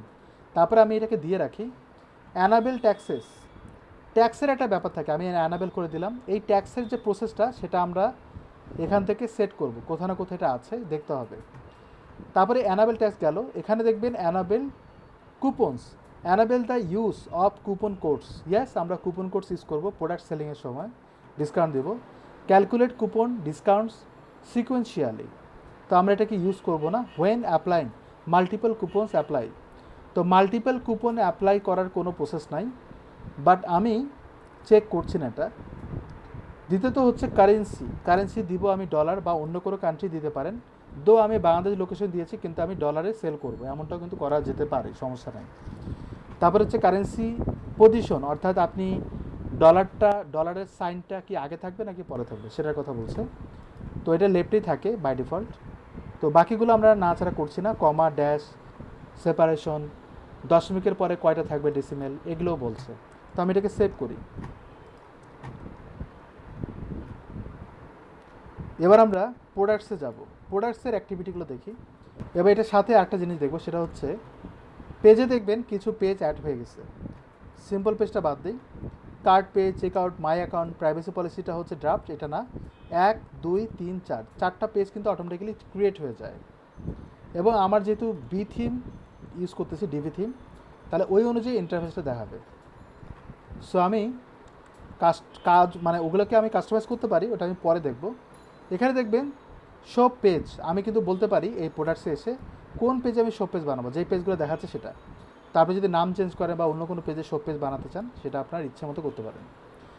Add to cart behaviour, redirect to the cart page after successful addition. তো আপনার যদি প্রোডাক্টটা অ্যাড করা হয় অটোমেটিক্যালি রিডিরেক্ট করবে কার্ট পেজে, এটা আপনি করবেন কি না? এটা আমি করব না, কারণ একটা মানুষ একটা প্রোডাক্ট কেনার পর আরেকটা প্রোডাক্ট, মানে অ্যাড টু কার্ট অ্যাড করার পর আরেকটা প্রোডাক্ট অ্যাড করতে পারে। মানে ফর এক্সাম্পল মনে করেন আমি এখানে এটা দেখছি, এগুলো তো সব প্রোডাক্ট না, এগুলো কিন্তু সব ক্যাটাগরি। সো আমি এখানে ক্লিক করলাম, করার পর এই প্রোডাক্টটা দেখতে পাচ্ছেন। তো প্রোডাক্টটা আমি অ্যাড টু কার্টে অ্যাড করবো, নট বাই নাও। বাই নাও মানে হচ্ছে আমি পে করলাম, কিন্তু অ্যাড টু কার্ট মানে হচ্ছে কী বলছে এটা, প্লিজ প্রোভাইড দ্য ম্যাক্সিং কন্টেন্ট। আচ্ছা, আমাকে এটা সেট করতে হবে। এবার আমি অ্যাড টু কার্টে যদি ক্লিক করি, তাহলে দেখেন অ্যাড টু কার্টে জমা হবে এবং আমাকে আরও সেল করতে মানে কিনতে বলে, এখানটা জমা হয়ে যাবে। তো এটা ম্যাটার করে। সো এই জন্যই এটা আমরা সিলেক্ট করি, এটা সিলেক্ট করি, সাপোজ এটা সিলেক্ট করি, কালার থেকে শুরু করে এভরিথিং সিলেক্ট করলাম, অ্যাড টু কার্টে ক্লিক করেন, তাহলে কন্টিনিউ শপিং করার জন্য এটা বলছে, এখানে কিন্তু অ্যাড হয়ে যায়। তবে যদি রিলোড দিয়ে হয়তো দেখতে পাবেন, এই যে দেখেন 7টা অ্যাড হয়ে গেছে। তো আমি এর আগেও কয়েকটা অ্যাড করেছি আমি অর্ডার দিব বলে, কিন্তু পরে টাইমের কারণে হয়নি অর্ডার দেওয়া। আমি আপনাদের দেখাবো কীভাবে অর্ডার দিতে হয়। সো উপরের দিকে এই দুটোকে আমরা ডিলিট করে দিই, যদি আপনারা দেখতে চান যে কীভাবে পে করে। কিন্তু এটা দেখালে তো আপনারা কার্ডের অ্যাক্সেস নিয়ে নেবেন সেদিনের মতো, ডিবিতে যেরকম পারচেস কোড নিয়ে নিয়েছেন, আমি যদি এখন দেখাই তাহলে আপনারা ওই কোড নিয়ে নেবেন। সো যাই হোক, এখন আমি এখানটায় আসি, আসার পর এই জায়গাটা যাই, এখানে আমরা শো পেজ দিলাম, তারপর বলছে place holder image. Place holder image একটু এখানে দেখেন অ্যাড টু কার্ট অ্যাজাক্সের মাধ্যমে, অ্যাজাক্স বলতে উইথাউট এনি লোডিং, সেজন্য অ্যাড টু কার্ট অ্যাড হয়। অ্যাড টু কার্ট মিনস এই বাটনের কথা বলতেছে। সো আমরা এখানে দেখবেন প্লেস হোল্ডার ইমেজ, কার্সার রাখেন, this is the attachment ID or image URL used for placeholder images in the product catalog. Product with no image will use this. তো এখানে 5 কেন দিচ্ছে জানি না, হয়তো কোনো ইমেজের নাম্বার বা আইডি, এটা অ্যাকচুয়ালি আইডি কোনো একটা ইমেজের। যদি আপনি ইমেজ কোনো প্রোডাক্টে বা কোনো ক্যাটাগরিতে না দেন, তাহলে অটোমেটিক্যালি সেই ক্যাটাগরি বা প্রোডাক্টের ইমেজটা শো করবে প্লেস হোল্ডার হিসেবে, মানে ড্যামো ইমেজ শো করবে। তারপর হচ্ছে ওয়েট ইউনিট। ওয়েট ইউনিট বলতে যদি আপনার এরকম প্রোডাক্ট সেল করেন যেটা ওয়েট অনুযায়ী, আপনি শাড়ি বিক্রি করতেছেন, আপনি কি ওজন করে বিক্রি করবেন? নিশ্চয়ই না। তাহলে ওই বেসিসে আপনার এটা লাগবে কি না সেটার ব্যাপারটা হয়। অ্যানাবেল রিভিউস, ইয়েস রিভিউস দিব। Reviews can only be left by verified owners. শুধুমাত্র কি ভেরিফাইড অনার্সরা রিভিউ দিবে নাকি সবাই দিবে? তারপর হচ্ছে প্রোডাক্ট রেটিংস। প্রোডাক্ট রেটিংস কেউ দিবে কিনা, মানে রিভিউ দিবে, ফিডব্যাক দিবে, আবার 5 স্টার রেটিংও দিবে কিনা। তো আমি এগুলো অবশ্যই দিব। সেট চেঞ্জ করি। এখানে একটা জিনিস দেখবেন, ইনভেন্টরি, অনেকে এগুলো মিস করে, আমিও মিস করতে ধরছিলাম, এগুলো একটু ঠিক করে নেই।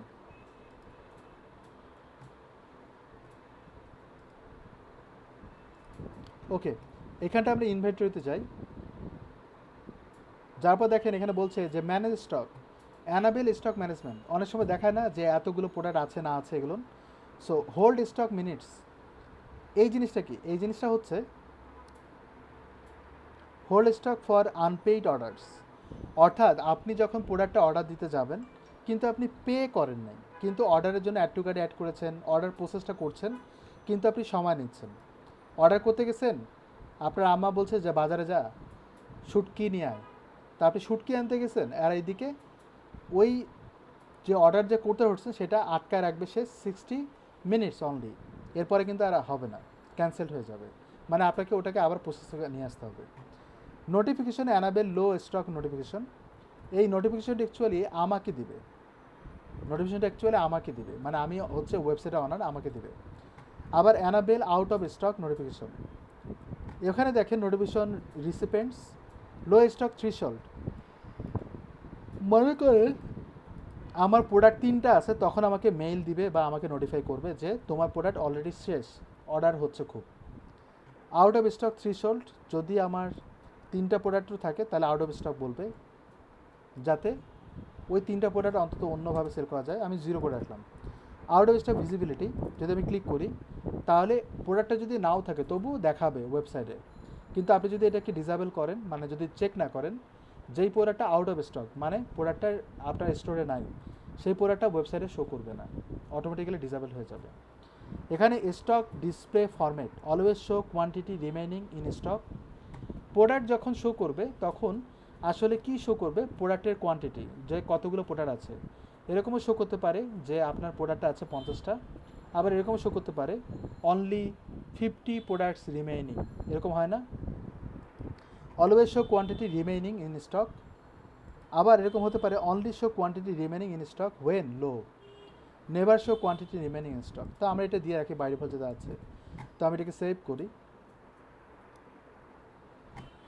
এবার ডাউনলোডের প্রোডাক্টে যাই, অর্থাৎ ভার্চুয়াল প্রোডাক্ট, পে করবেন, কিনবেন থিমের মতো।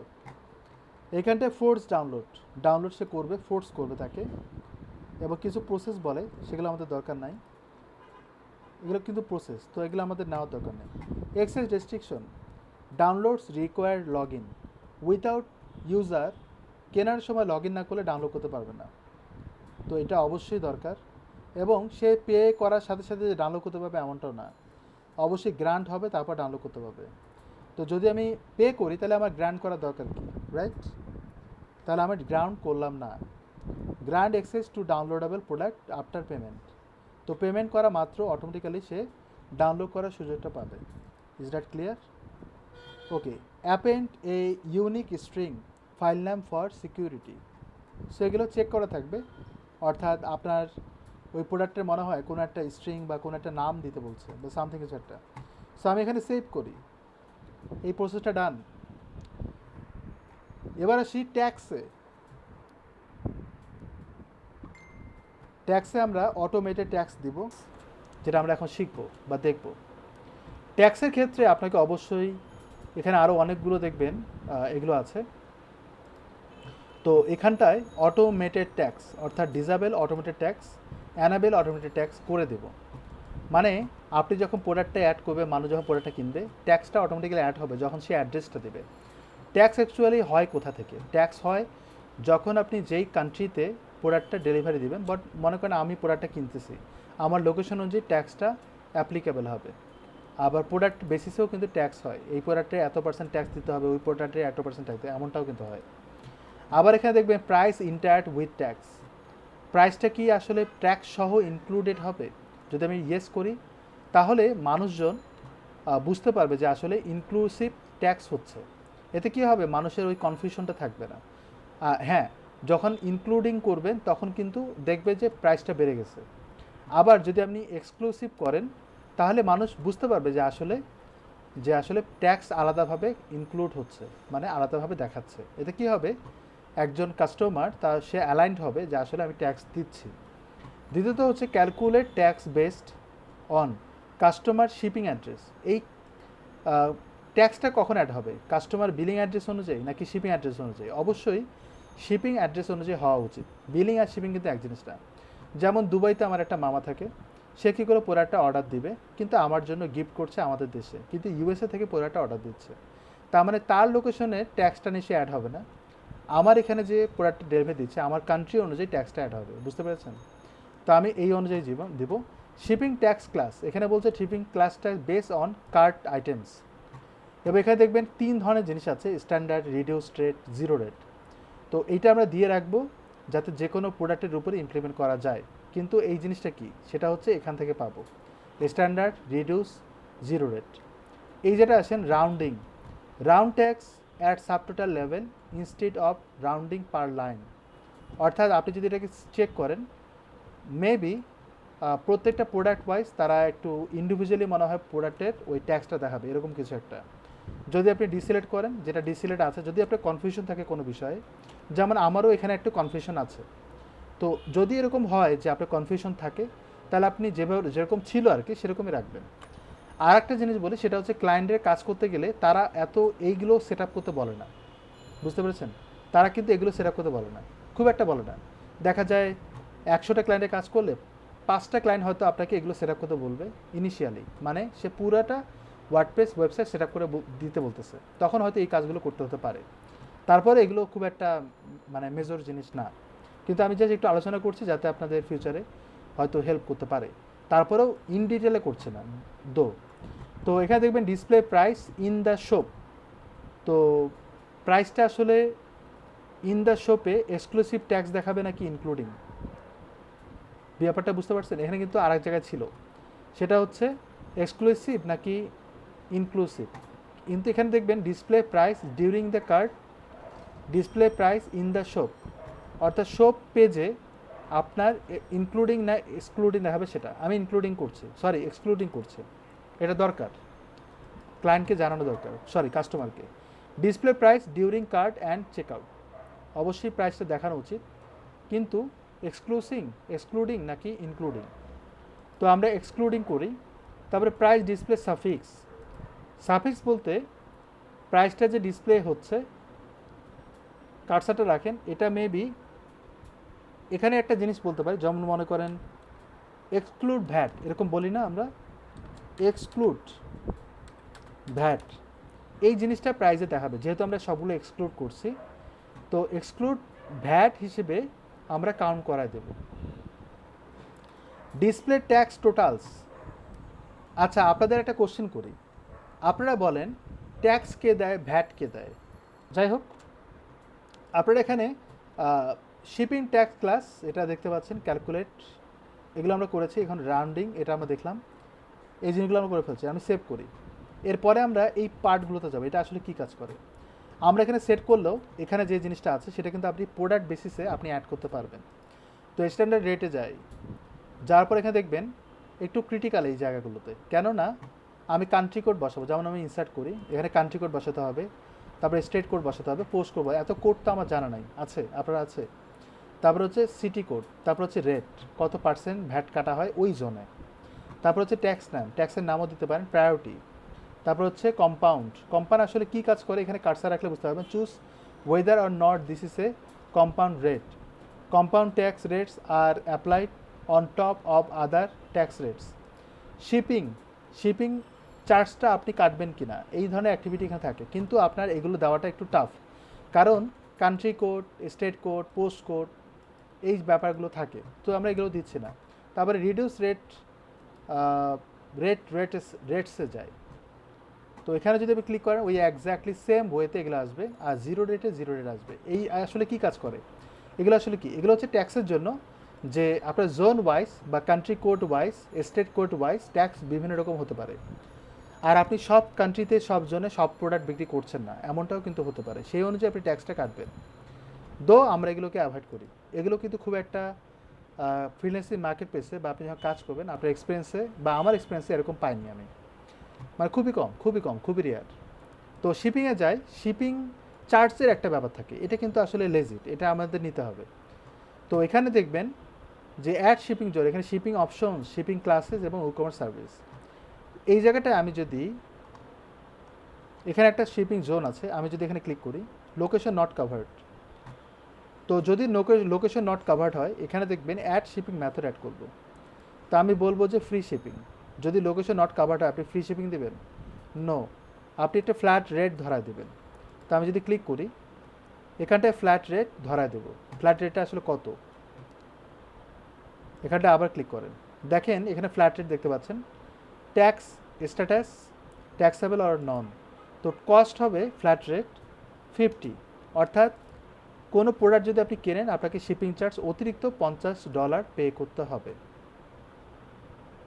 ফ্ল্যাট রেট হচ্ছে এটা। Okay fine. Add shipping method যদি চান, ফ্রি শিপিংয়ে আপনি কত চার্জ কাটবেন সেটা আপনি বলতে পারেন। ফ্রি শিপিংয়ে a valid free shipping coupon, এই ফ্রি শিপিংটা কখন অ্যাপ্লিকেবল হবে, যখন আপনি কুপন কোড অ্যাড করবেন। মিনিমাম অর্ডার অ্যামাউন্ট যদি ক্লিক করেন তাহলে এত পার্সেন্ট আপনি যদি বা এত ডলার যদি আপনি পে করেন তাহলে শিপিং ফ্রি হয়ে যাবে অটোমেটিক্যালি। আবার কুপনস ডিসকাউন্ট, যদি আপনি কুপন কোড অ্যাড করেন অটোমেটিক্যালি এই ডিসকাউন্টসও অ্যাড হয়ে যাবে, মানে এইভাবে কাজগুলো করা হয়। Minimum order amount or coupon code দিয়েও করতে পারেন, আবার মিনিমাম অর্ডার করতে পারেন। Minimum order amount and coupon, or এবং অ্যান্ডের মধ্যে তো বুঝতে পারছেন। অ্যান্ড হলে মিনিমাম অর্ডার হচ্ছে 5টা অর্ডার করতে হবে প্রোডাক্ট, অ্যামাউন্টের কথা বলছে এখানে, সো আমাকে অ্যামাউন্ট দিতে হবে এবং আপনাকে কুপন কোডও অ্যাপ্লিকেবল হতে হবে, মানে দুটোই, অ্যান্ড মানে কি দুটোই, তাহলে কন্ডিশন যদি অ্যাপ্লিকেবল হয় তাহলে এটা পসিবল। আই হোপ যে আপনারা বুঝতে পেরেছেন।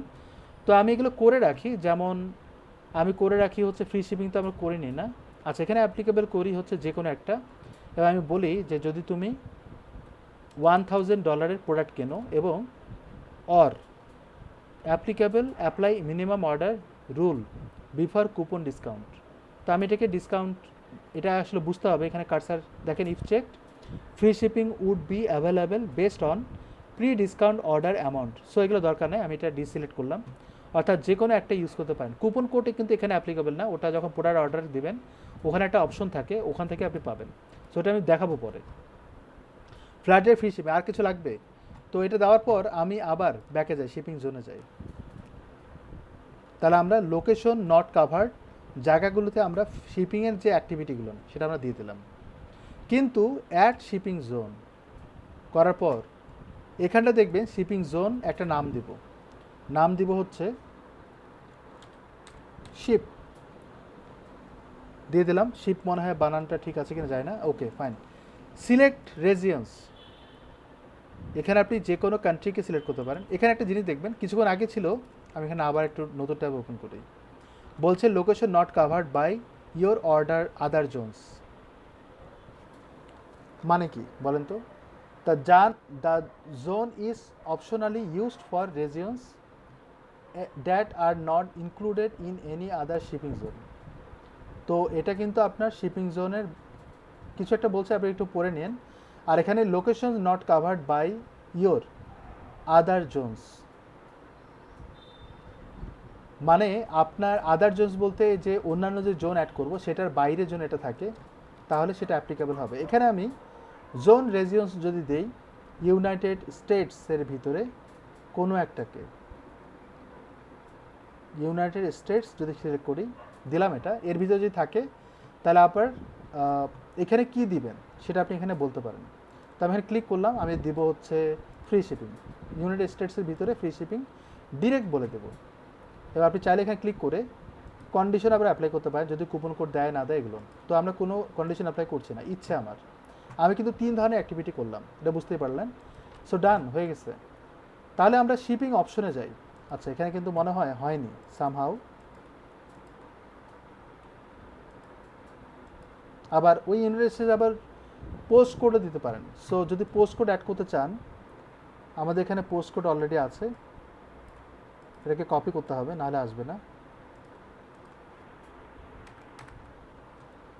এটা হচ্ছে পোস্ট কোড,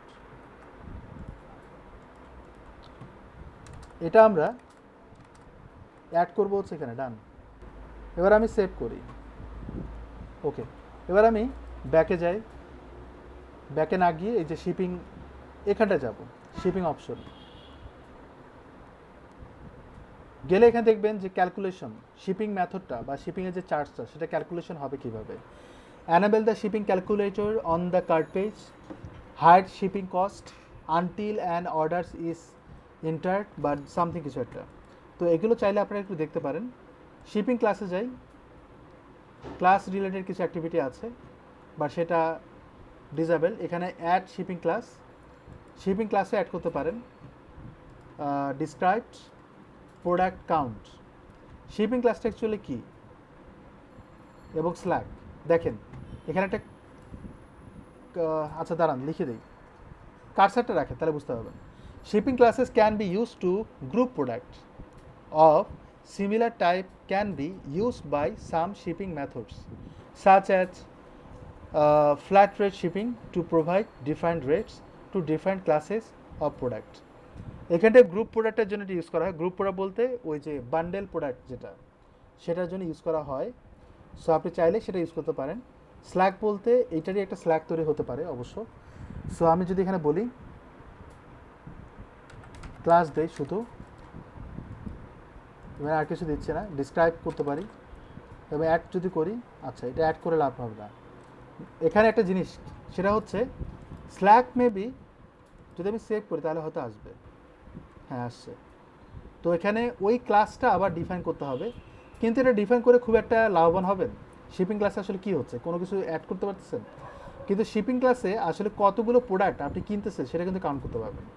মানে প্রোডাক্ট যখন অ্যাড করবেন এই ক্লাসটা ডিফাইন করা যায়। তো এটা যদি দেখতে চাই আমরা এখানে একটা কাজ করি, আমরা এখানে একটা অ্যাড করে দিই, সেটা হচ্ছে এরকম বলি বান্ডেল প্রোডাক্ট। তাহলে কি হয় সেটা আমরা একটা দেখব। বান্ডেল প্রোডাক্ট দিয়ে সার্চ দেবো, মানে এটাকে অ্যাড করি আপাতত, দেখি এটা দিয়ে কী হয়। পরবর্তীতে আমরা দেখব যখন আমরা প্রোডাক্টের কাজ করব। ই কমার্স সার্ভিসেস যদি যাই, loading, shipping level, paper size, বুঝতেই পারতেছেন সে কী করবে। সে কী করবে, একটা ইনভয়েসের জন্য কাজ করবে, বুঝতে পারছেন। তো print shipping labels yourself save a trip to the post office.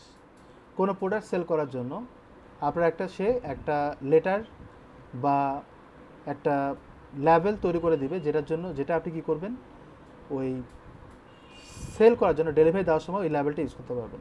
কথা বুঝতে পারছেন? এটা বুঝতেই পারতেছেন কী অবস্থা। একটা প্রোডাক্ট সেল হলো, আপনি প্যাকেজিং করতেছেন কিন্তু আপনার লেবেল লাগবে। লেবেল বলতে প্রোডাক্টের ডেকোরেশন। আমরা কী করি, গিফট দেওয়ার সময় উপরে লিখি না কাগজে, অমুকের নামে লিপিবদ্ধ হইলো এই প্রোডাক্টটা বা এই গিফটটা। পেমেন্টসে যাই, পেমেন্টসে যাওয়ার পর আপনি দেখবেন যে কমার্স পেমেন্টস, সেটা আমরা ইয়েস করতে পারি।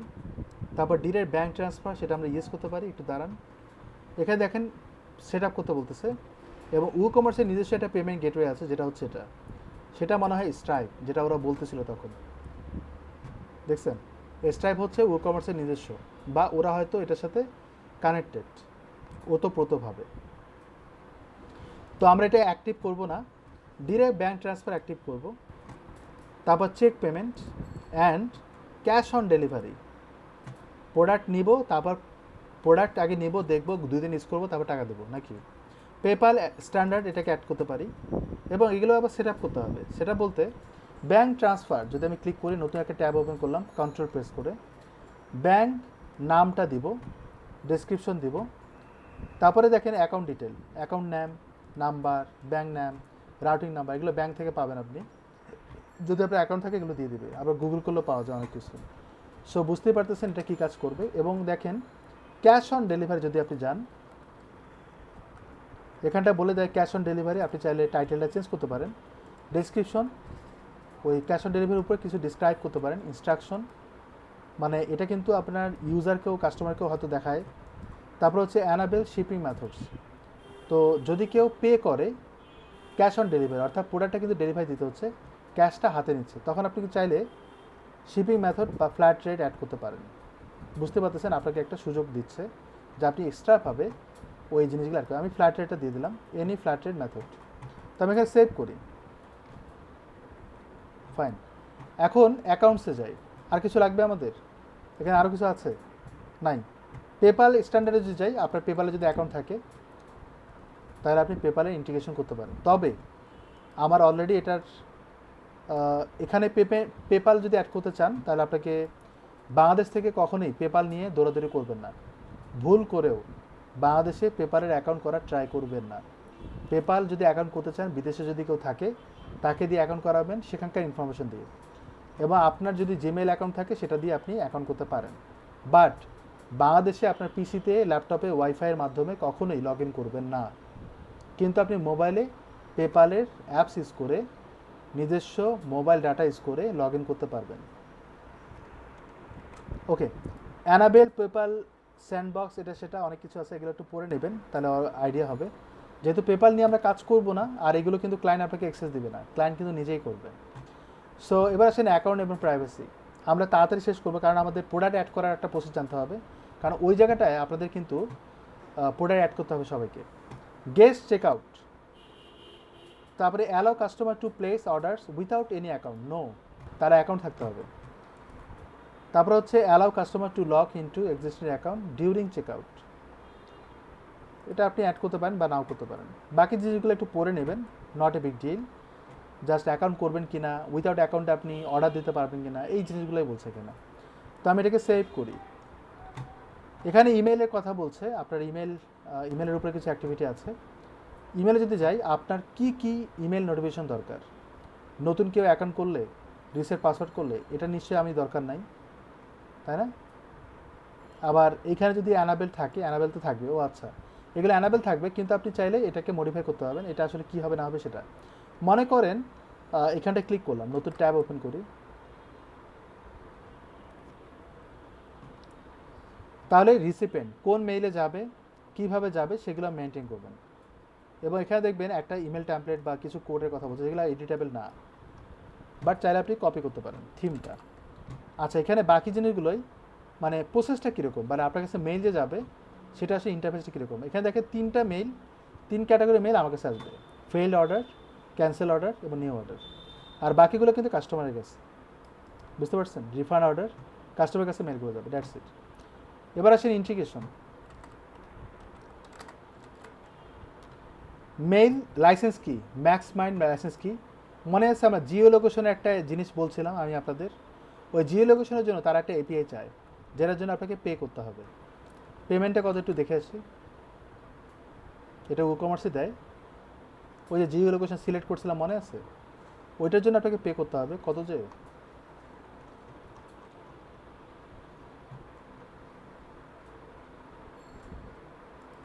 ওখানে ক্লিক করি।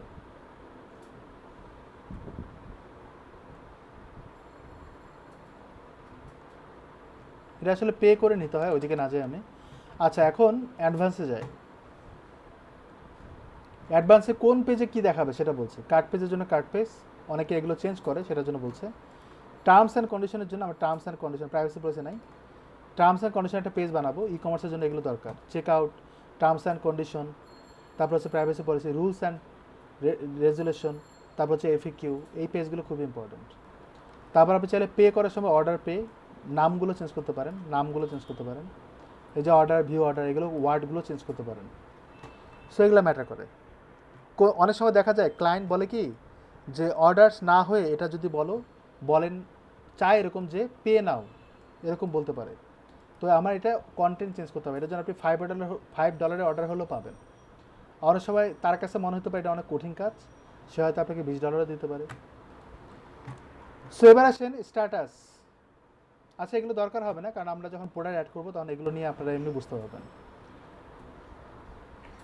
আমরা কিন্তু ডেভেলপার হিসেবে কাজ করছি, প্রোডাক্ট যখন ম্যানেজমেন্ট করা হয় তখন এগুলো লাগে, তাছাড়া লাগে না। এবার আসেন প্রোডাক্টের ভিতরে যাই। এই জায়গাটায় কিছু প্রসেস দেখতে পাবেন যেগুলো আপনাদের অনেকখানি হেল্প করবে। নিউ প্রোডাক্টের এই যে প্রসেসগুলো সেটা কিন্তু আমরা ইউজ করতে পারবো না, তাই না? কিছুক্ষণ আগে দেখছিলাম। দ্বিতীয়ত হচ্ছে এখানে তিনটা, এগুলোকে বলা হয় কি জানেন, পোস্টে যেরকম আছে ক্যাটাগরিজ, ট্যাক্স, এখানেও কিন্তু আছে, কিন্তু অতিরিক্ত একটা আছে অ্যাট্রিবিউটস। মূলত এগুলোকে বলা হয় ট্যাক্সোনমি। এটার ডেভেলপমেন্ট নাম হচ্ছে ট্যাক্সোনমি। আমরা কিন্তু ট্যাক্সোনমি ক্রিয়েট করার অপশনগুলো নিয়ে কাজ করব ফিউচারে। এখানটায় ক্যাটাগরিতে যদি যাই, আমরা কোন ক্যাটাগরির প্রোডাক্ট অ্যাড করব সেটা আমাকে সিলেক্ট করতে হবে।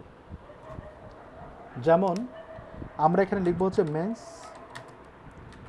ক্যাটাগরি। ক্যাটাগরি না দিয়ে আমরা বলি একটু স্মার্ট ওয়ার্ড লিখি কালেকশন, এবং এখানে দেখবেন ডিসপ্লে টাইপ, এটাকে আমরা বলবো প্রোডাক্ট। অবশ্যই মেন্স কালেকশনের জন্য আমরা একটা ছবি সিলেক্ট করব। এখানে যাই, এখানে ভালো ভালো ছবি পাওয়া যায়। কালেকশন এটাকে নিতে পারি,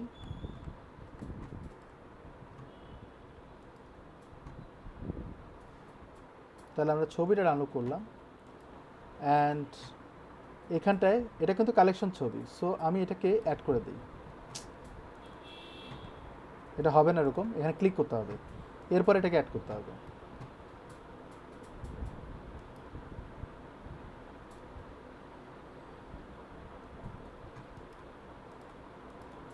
সময় লাগবে।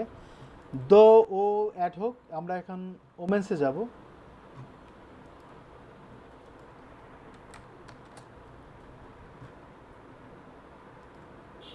ওমেন্সের ক্ষেত্রে আমরা এই ছবিটা নিতে পারি।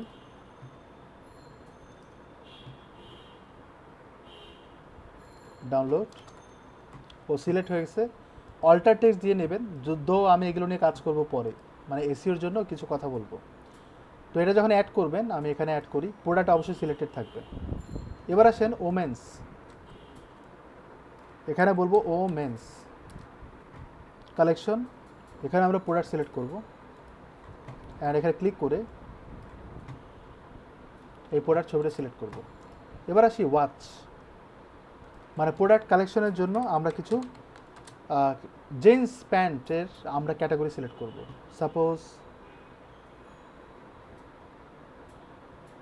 আমি এটা নেই, এটা হচ্ছে জেন্টসের জন্য, আর এটা হচ্ছে ওমেন্সের জন্য। সো আমি এই দুটোকে সিলেক্ট করলাম, এখানে আমি সিলেক্ট করে দিই এটা, এটা হচ্ছে প্রোডাক্টের মানে কালেকশনের হচ্ছে ক্যাটাগরি ছবি সিলেক্ট করলাম। এই জায়গাটায় বলবো জিন্স, এবং এইখানে সাব ক্যাটাগরি সিলেক্ট করবো, মনে করেন ওমেন্স। আপনি চাইলে ডেসক্রিপশন দিতে পারেন, অবশ্যই এখানে প্রোডাক্ট সিলেক্ট করবো, এখানটা ক্লিক করে আমাকে আপলোড করতে হবে। ওমেন্স সিলেক্ট করবো না, ও সরি, ভুল করছে। এখানটায় আবার সিলেক্ট করি। ভুলটা কি করছে বলেন তো? হ্যাঁ, এইটাকে সিলেক্ট করতে হবে, ঠিক আছে, তাহলে করছি। এটা হচ্ছে ওমেন্স কালেকশন আর এটা হচ্ছে প্রোডাক্ট কালেকশন। তো এটা যদি হয়ে যায়, একটা কাজ করি তাহলে আমরা ক্যাটাগরিতে আবার যাই, মানে দুটো ট্যাব ওপেন করি, তাহলে আমাদের সুবিধা হবে, তাড়াতাড়ি কাজ হবে। ওমেন্স কালেকশনের মধ্যে জিন্সটা চলে আসবে, মেন্স কালেকশনের মধ্যেও কিন্তু আমরা জিন্স অ্যাড করব। জিন্স ছবিগুলো না অনেক বড় বড়, এখানে আমরা বলবো ওমেন্স। আচ্ছা, আমার যদি ভুল না হয়, আমি একটু ওয়েট করি, আমার ভুল হইতে পারে।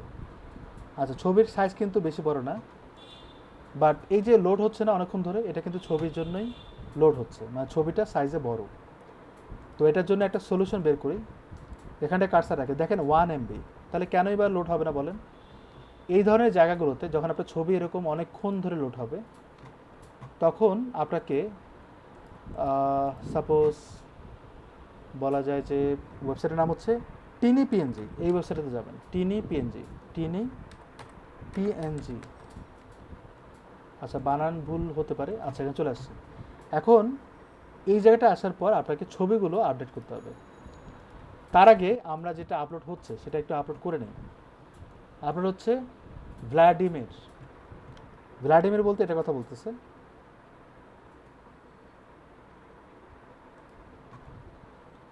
ডাউনলোডসে যাই, এটা কথা বলতেছে। তো আমি যদি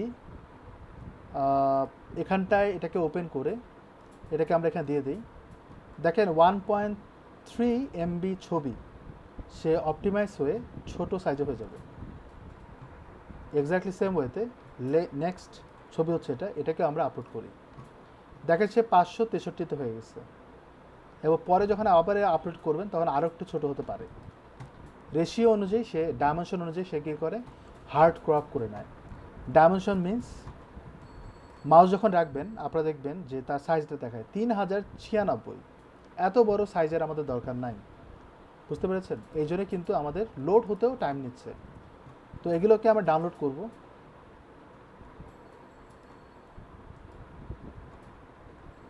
ডাউনলোড করলাম, দেখেন এখানে অ্যাড হয়েছে, বাট এটা আমরা নেব না।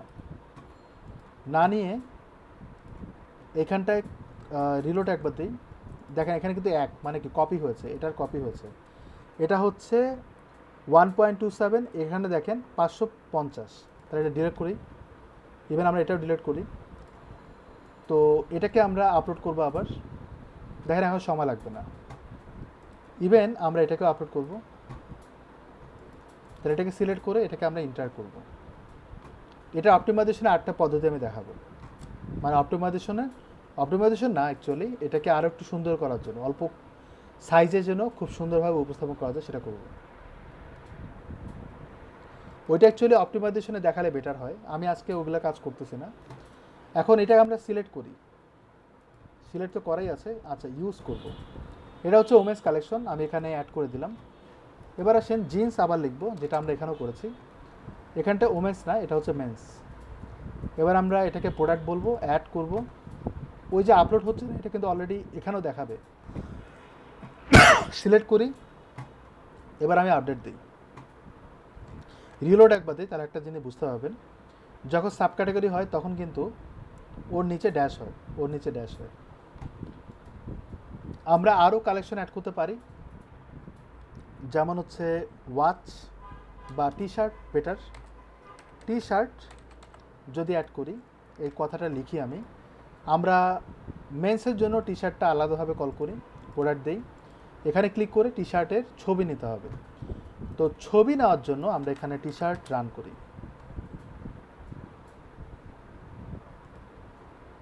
কোন ছবিটা বেটার, যেহেতু আমরা প্রোডাক্ট মানে কালেকশন ছবি নেব বা ক্যাটাগরি ছবি, ওই কারণে একটু গর্জিয়াস টাইপের ছবি নেওয়াটা বেটার, যেটা আসলে ভালো লাগে। এটা নিতে পারি, বেচারা এটা নেই। তো এটাকে আমরা এখানে দেখেন সাইজ ছোটও করা যায়, বেশি বড় নেবে না, যতটুকু আপনি ওয়েবসাইটে শো করবেন সেই ডাইমেনশনটা ম্যাটার করবে। এটা হচ্ছে কালেকশনের ছবি, আর এখানে একটা ছবি পাইলাম এই যেটা, তো এখানেও কিন্তু আমি সাইজ ছোট করব। সাইজ ছোটো হলেও মানে ডাইমেনশন ছোট হলেও সাইজ কিন্তু বড়ই থাকবে, এত ছোট হবে না। কারসার রাখেন, দেখেন সে কিন্তু ভালোই ছোট হয়েছে, 59, এটাও 77, বেশ ছোট হয়েছে। তাহলে আমরা এখানটায় বলবো, এখানটায় করছিলাম, এখন কি ছিল জানি, টি শার্ট মেন্স। তাহলে এখানে ক্লিক করে ওই ছবিগুলো আপলোড করি, দুটাই।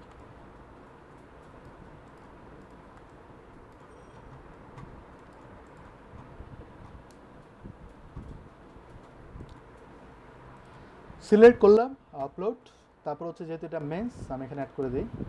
এখানটা আবার টি শার্ট, তারপর হচ্ছে ওমেন্স, দেন হচ্ছে আমরা এখানে প্রোডাক্ট দিয়ে অ্যাড করব এটা। ডান। এগুলো হচ্ছে ক্যাটাগরির ছবি, এগুলো কিন্তু অ্যাকচুয়ালি প্রোডাক্টের ছবি না। তাহলে আমাদের এটা ডান। এবার আসেন ট্যাক্স। ট্যাক্স কী করে, এটা আমরা কিন্তু প্রোডাক্ট অ্যাড করার সময় ট্যাক্সগুলো দিতে পারি। আর অ্যাট্রিবিউট কিন্তু খুবই ইম্পর্ট্যান্ট একটা পার্ট একটা ই কমার্স সাইটের জন্য। এবং আমরা যে আলি এক্সপ্রেসে সিলেক্ট করতেছি না, এই যে এগুলো কিন্তু অ্যাট্রিবিউট দিয়ে করা হয়, বুঝতে পেরেছেন? এগুলো অ্যাট্রিবিউট দিয়ে করা হয়। এখানটায় আমরা অ্যাট্রিবিউটে যাওয়ার পর আমরা অ্যাট্রিবিউটের নাম দেবো, যেমন হচ্ছে কালার। কালারটাকে সিলেক্ট করার পর আমরা এখানে বলবো কালার, দেন হচ্ছে অ্যানাবেল আর্কাইভ, সেটা দিয়ে দেবো। স্ল্যাক দেওয়ার দরকার নেই, এগুলো দেওয়ার দরকার নেই, অ্যাড করি। যখন অ্যাড করবেন কালার, এখানটায় কনফিগারে ক্লিক করে আমরা এখানে কালারগুলো বসাবো, রেড, গ্রিন, ব্লু। কিন্তু কালার কোড বলতে আপনারা দেখবেন কিছু কিছু প্রোডাক্ট আছে, এই প্রোডাক্টের কথা দেখেন, কিছু ইমেজ দেখাচ্ছে না, কালারফুল ইমেজ, আবার সাইজ বলতেছে, ওকে ফাইন। দ্বিতীয়ত হচ্ছে, মনে করেন আমি টি শার্ট নিয়ে কাজ করব, টি শার্টে কিন্তু দিতে হবে, মানে কালারের একটা ব্যাপার থাকে, তাই না? সাপোজ আমি এই টি শার্টে যাই, দেখেন এখানে সাইজের একটা ব্যাপার আছে এবং কালারের ছবি দেওয়া আছে। আবার অনেক সময় দেখবেন ডিরেক্ট কিন্তু কালার দেওয়া থাকে, কালারের রঙটা দেওয়া থাকে বাটনে। এ বডি না আর কিছু, এটা কি মানুষ নাকি ড্যামো? সো এখানে আমরা যেটা করব,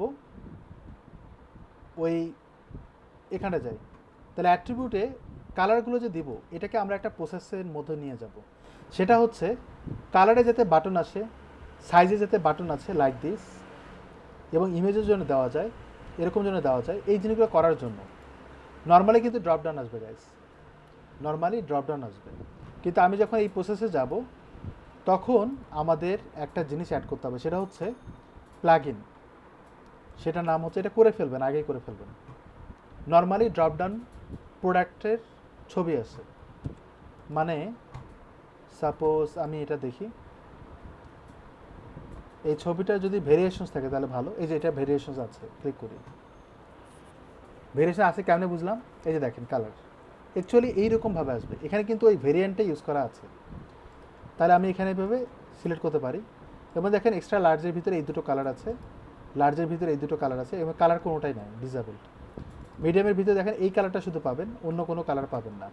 স্মলের ভিতরে দেখেন কোনো কালার নাই, তারপরে এক্সট্রা লার্জের ভিতরে এই কালারটা আছে শুধু, এটা নাই। মানে কোন সাইজে কোন কালারটা আছে সেটা আপনি ম্যানেজমেন্ট করতে পারবেন। খুবই ইন্টারেস্টিং জিনিস কিন্তু। সো আমরা প্রোডাক্টটা অ্যাড করি, সরি ওই মানে প্লাগইনটা অ্যাড করি। এখানে সার্চ দেন, সোয়াচ বলা হয় এটাকে, সোয়াচ দিয়ে সার্চ দিলে আপনি ই কমার্সের ওই সাপোর্টিভ এই প্লাগইনটা পাবেন। এটা কিন্তু একটা অ্যাড অন, মানে প্লাগইনটাকে অ্যাড অন করে, এটাও ইউজ করতে পারেন, তবে এটা বেশি ইউজ হয়েছে। তবে এটার ফিচারগুলো আপনি ফ্রি ইউজ করতে পারবেন, কিছু অ্যাডভান্স ফিচার আপনাকে পে করতে হবে। এখানেও কিন্তু দেখবেন সোয়াচেস আছে, এখানেও আছে, দেখেন অনেকগুলো বের হয়ে গেছে। তো আমি এটা ইউজ করছি, আপনারা এটা দেখবেন, বাট বাকিগুলো আপনারা ইউজ করবেন দেখার জন্য, তবে এই ওয়েবসাইটে না, আপনারা নিজে লোকালি কাজ করে করবেন। তো এখানে অ্যাক্টিভে যান, তাহলে এখানে একটা অপশন অ্যাড হবে সোয়াচেসে, চলে আসছে এবং সোয়াচে অ্যাড হয়েছে। এখানটায় জাস্ট অ্যাড করে দিবেন, আর কিচ্ছু করতে হবে না। এখানে কিছু সেট আপ আছে, কতটুকু উইথ দিবেন, রাউন্ডেড করবেন কিনা, এরকম গোলাকার করবেন কিনা বা রাউন্ডেড করবেন কিনা, এগুলো এটা not a big deal. So এখানটায় আমরা যদি আবার অ্যাট্রিবিউটে ক্লিক করি, কালার দিয়েছিলাম, এখানে আবার এডিটে ক্লিক করব। আপনারা একটা অপশন দেখতে পাবেন, সেটা হচ্ছে এই যে কালার দেওয়ার পরে এখানে টাইপ, এটা কিন্তু তখন ছিল না। যেহেতু কালার দিচ্ছি, আপনারা কিন্তু চাইলে ইমেজও দিতে পারেন, কালারও দিতে পারেন, ইমেজও দিতে পারেন, আপনার ইচ্ছে। তো আমি এখানে কালার দিই, যেহেতু কালার দিচ্ছে। আবার এখানে ডিফল্ট শর্ট অর্ডার এগুলো লাগবে না। এখন এখানে কালার কেন দিচ্ছি, কেন ইমেজ দিচ্ছে না, এটা কিন্তু কারণ আছে। কারণ হচ্ছে আমি, আচ্ছা ইমেজ দিলে মনে হয় না ইমেজটা এইভাবে শো করাবো। আমি এখানে আপডেট করি, দেখি কি হয়। ইমেজটা দিলাম ব্যাক টু অ্যাট্রিবিউট। যদি আমরা ইমেজ সিলেক্ট করি কালারে,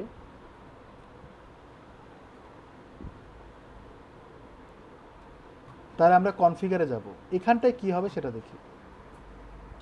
দেখেন এখানে কিন্তু ইমেজ আপলোড করতে বলতেছে। মনে করেন যেই কালারটা দিবেন সেই ইমেজটা অ্যাড করব, কিন্তু আমি কিন্তু আমার ওয়েবসাইটে একটা প্রোডাক্ট নিয়ে কাজ করব না। তার মানে কি, আমাকে ভিন্ন ভিন্ন অ্যাট্রিবিউটে ভিন্ন ভিন্ন কালার ইমেজ দিতে হবে, এটা একটা প্রবলেম। এই জন্য ইমেজ আকারে করা যাবে না, কারণ আমি কিন্তু ওয়েবসাইটে একটা টি শার্ট নিয়ে কাজ করব না, মাল্টি টি শার্ট সেল হইতেই পারে, রাইট? এই জন্য আমাদের কালার বাটন হওয়াটা বেশি জরুরি, নট ইমেজ টাইপ। এই জন্য আমরা এখানে বলবো কালার। এবার আমি ব্যাকে যাই, যাওয়ার পর এটা তো হয়ে গেছে, টাইপ দিচ্ছি কালার, এখানে কনফিগার করব। এখানটা বলবো রেড, আপনি দেখবেন নিচের দিকে রেড কালারে একটা অপশন দিয়ে দিচ্ছে। আর আপনি কালারটা কেমন দিবেন সেটা আপনার উপর ডিপেন্ড করে। অ্যাড, এবার আমি বলবো গ্রিন।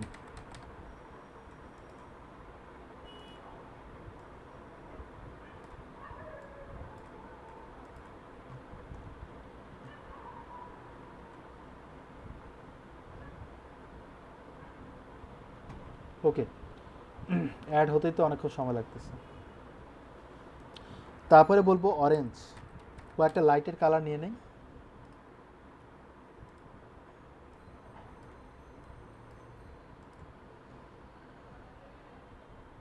সাপোজ আমি তিনটে দিয়ে কাজ করব, বাট আমাদের আর একটা ক্যাটাগরি ইউজ করতে হবে অ্যাট্রিবিউট, সেটা হচ্ছে সাইজ।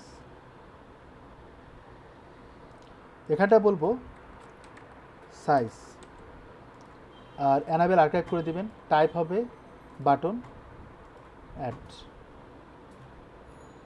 এখানটা আমরা সাইজটাকে কনফিগার করব। কিভাবে করব? স্মল এস বা এস ইন্টার দেন, তারপরে বলবো এম ইন্টার দেন, তারপরে বলবো এল, তারপরে বলবো এক্সেল, তারপরে বলবো ডাবল এক্সেল। লোড নিচ্ছে, মাঝে মাঝে গায়েব হয়ে যায়।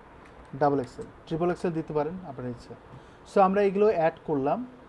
এখন আমাদের প্রোডাক্ট অ্যাড করার প্রসেসটাতে যেতে হবে গাইস। তাহলে আমরা কোন প্রোডাক্টটা অ্যাড করব বলেন, লেডিস না জেন্টস? এই যে একটা প্রোডাক্ট অ্যাড করবো, আমি কিন্তু একটা কোশ্চেন করছিলাম, লেডিস প্রোডাক্ট নাকি জেন্টস প্রোডাক্ট? সো আমরা যদি টি শার্ট নিয়ে কাজ করি বেটার হয়, কারণ টি শার্টের কালার কম্বিনেশনটা আমরা এবং সাইজ নিয়ে কাজ করতে পারবো গাইস, এই জন্য আমি নেব।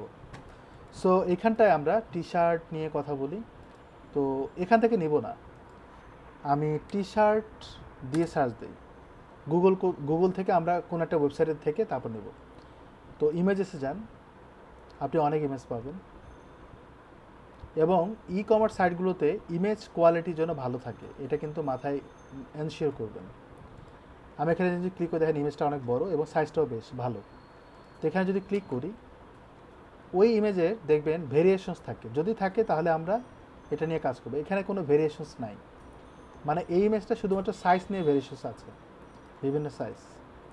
কিন্তু একটা ইমেজে দেখেন গিফট দিচ্ছে, আবার এটা একটা ইমেজের যে কালার কম্বিনেশন বা ভেরিয়েশনস থাকে সেটা কিন্তু নাই, অন্যান্য জায়গায় হয়তো থাকতে পারে।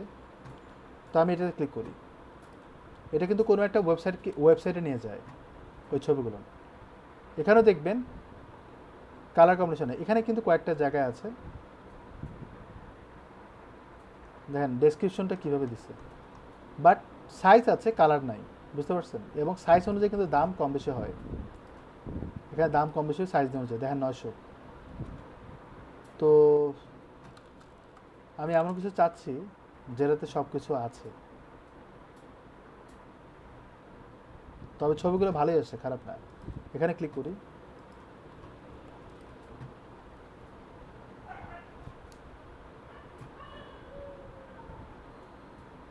এই যে দেখেন এখানে যে জিনিসটা আছে না, অ্যাকচুয়ালি এটা হতো যদি আমি সোয়াচেস ইউজ করি, বুঝতে পারছেন? এখন আমি এটাকে ডাউনলোড করি এই ছবিটা,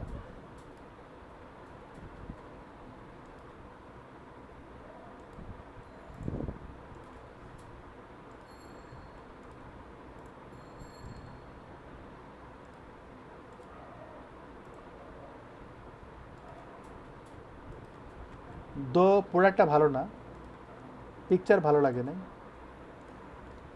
আর একটা ই কমার্স সাইট বানানোর সময় কিন্তু অনেক 19-20 খারাপ ভালো অনেক রকমের ছবি আসবে, বুঝতে পারছেন? সো এগুলোকে ওইভাবে নেবেন না আপনারা। এটা আমরা ডাউনলোড করছি। আচ্ছা এখন এখানটায় এই জিনিসগুলো নেওয়ার পর কটা নিলাম, রিলোড, কোনটাকে আমরা মেইন প্রোডাক্ট হিসেবে বা মেইন ছবি হিসেবে কাউন্ট করবো, এটাকে, রাইট? সো এই ছবিটাকে অ্যাড করার জন্য এই যেটা যাব, অ্যান্ড ছবিটাকে অ্যাড করার আগে বলছে Namaskaram Malayalam men T shirt. So আমি এটাকে কপি করি, কপি করার পর আমি এখানে অ্যাড করে দিই, করলাম, তাহলে একটা স্ল্যাগ তৈরি হলো। এগুলোকে এসইও করতে হয়, সেটা আমি পরে দেখাবো। দেন হচ্ছে এখানে দেখবেন মেন্স টি শার্ট সিলেক্ট করে দিলাম। এই যে একটা প্রোডাক্ট ট্যাগ দিতে পারেন শুধুমাত্র T shirt, then choose product click করেন। এই জায়গাটায় সবার আগে আমরা দেখব যে প্রোডাক্টের সাইজ ঠিক আছে কিনা। হ্যাঁ, সাইজগুলো বেশ কম। তো আমরা এখান থেকে শুরু করে এই পর্যন্ত সবগুলো প্রোডাক্টকে আপলোড করব।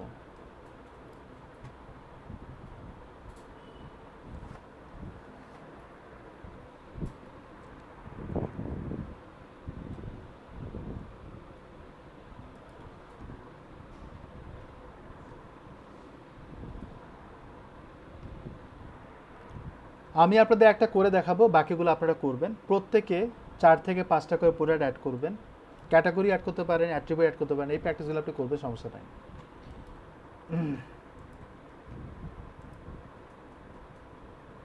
এটাকে আমরা সিলেক্ট করলাম, অ্যাড। এটা হচ্ছে মেইন প্রোডাক্ট। আপনি লক্ষ্য করবেন প্রোডাক্টের সাথে আবার গ্রুপ প্রোডাক্ট, গ্রুপ ছবি আছে। অ্যাকচুয়ালি এখন যে ছবিগুলো দেবো সেটা হচ্ছে গ্যালারি। ক্লিক করলাম, এখান থেকে শুরু করে এই পর্যন্ত, এটা ব্যতীত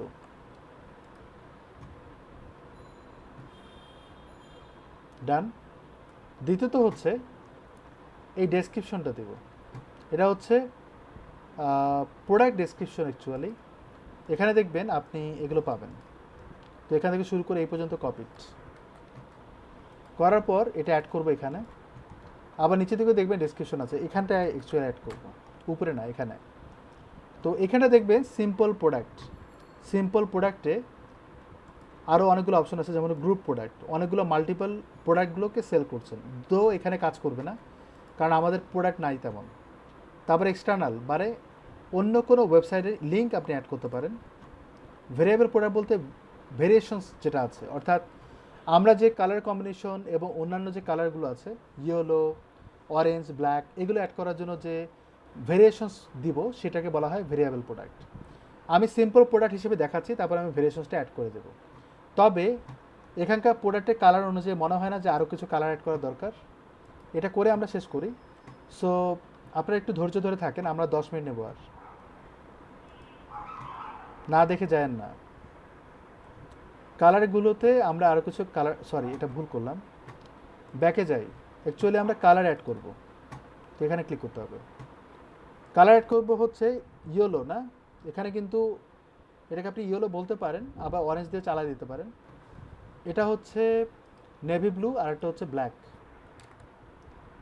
তাহলে আমি এখানে বলবো নেভি ব্লু, একটা হচ্ছে ব্ল্যাক, আর একটা হচ্ছে গ্রে। তো ব্ল্যাকটার কালার দিই অ্যাড, গ্রে কালার দিব, গ্রেতে ক্লিক করি, এই কালারটা দিব অ্যাড, কিন্তু আমরা নেভি ব্লু কালারটা দিইনি ভুলবশত। সো এখানে ক্লিক করে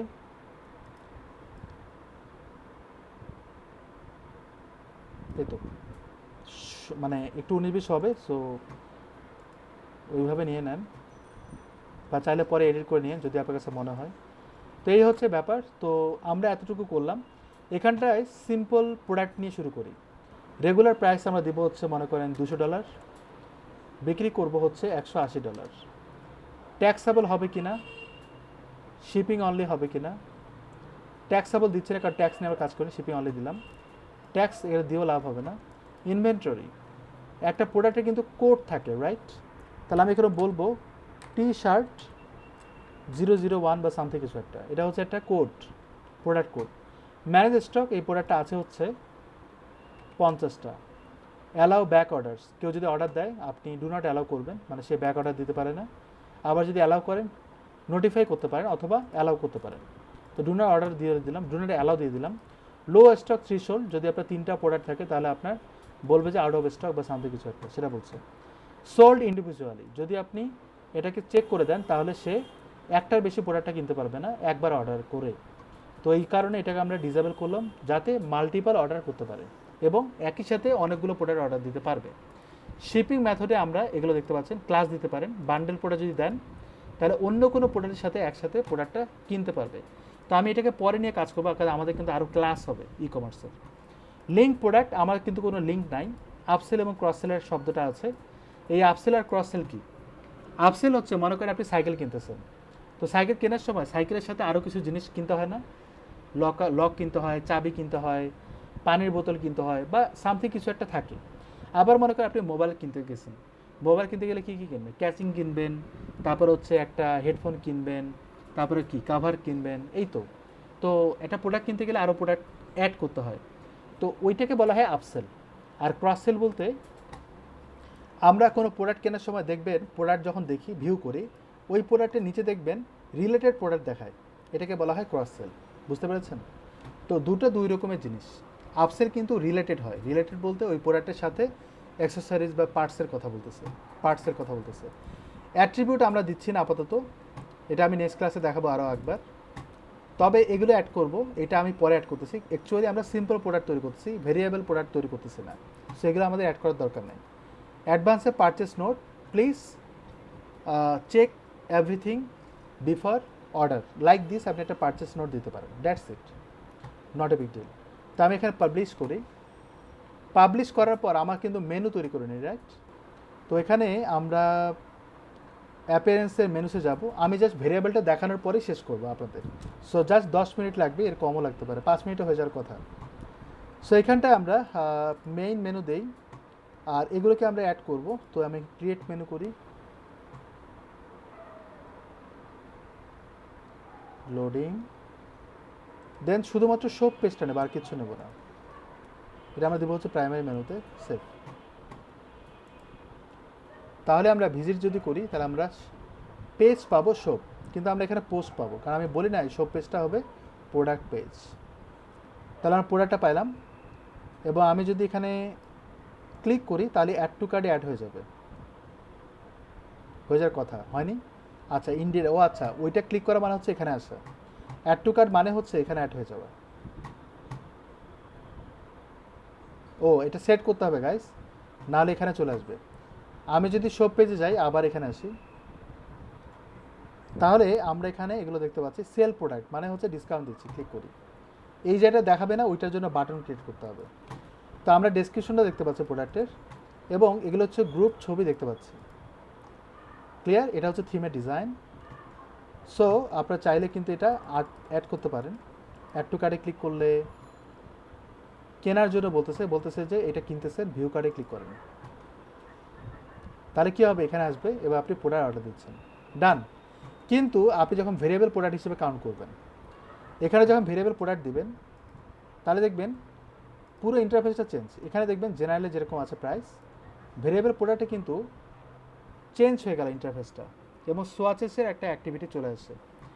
এখানটায় আপনি ইনভেন্টরিতে যাবেন, এগুলো আমরা করেছি। তারপরে লিঙ্কড, এগুলো আমরা দিচ্ছি না। অ্যাট্রিবিউটে যাই, এখানটায় আপনি কালার অ্যাড করেন, তারপর আপনি সাইজ অ্যাড করেন অ্যাট্রিবিউটসে, ইউজ দ্য ভেরিয়েশনস, মানে এটা সিলেক্ট করা মানে হচ্ছে এইখানটা ইউজ করা। তো সিলেক্ট ক্লিক করি, অনেক রকমের কালার আসছে, এখানে সিলেক্ট করি অনেক রকমের সাইজ আসছে। এবার আমি সেভ করি। দুই জায়গায় কিন্তু অ্যাড হচ্ছে, একটা হচ্ছে visible on the product page. যেমন আমি এটাকে অ্যাড করার পর আপডেট দিই, তাহলে বুঝতে পারবেন। আমরা প্রোডাক্টটা দেখি, ক্লোজ করি, ব্যাকে যাই, রিটার্ন দ্য শো পেজ। এখানে আসার পর দেখবেন প্রাইস দেখায় না, কারণ এটা হচ্ছে ভেরিয়েবল প্রোডাক্ট হয়েছে। প্রাইসটা হবে হচ্ছে প্রোডাক্টের সাইজের উপর। এখানে নিচে দেখেন কালারগুলো দেখাচ্ছে এবং রিভিউ কিন্তু এখানে দেখাবে। এই জায়গাটা যেগুলো দেখাচ্ছে না, দেখানোর কারণ হচ্ছে আমি অ্যাট্রিবিউটে এইটাকে চেক করেছি এখানটায়, আর এখানে চেক করেছি এটা, এর জন্য দেখাচ্ছে। তো যদি আপনি ডিসিলেক্ট করেন তাহলে ওখানে দেখাবেন। কিন্তু ইউজ দিস ভেরিয়েশনস মানে এখানটায় ইউজ করব, এখানে যখন ইউজ করবেন তখন কী হয় সেটা দেখব। দেন হচ্ছে আমি সব সিলেক্ট করব, গো, ওকে।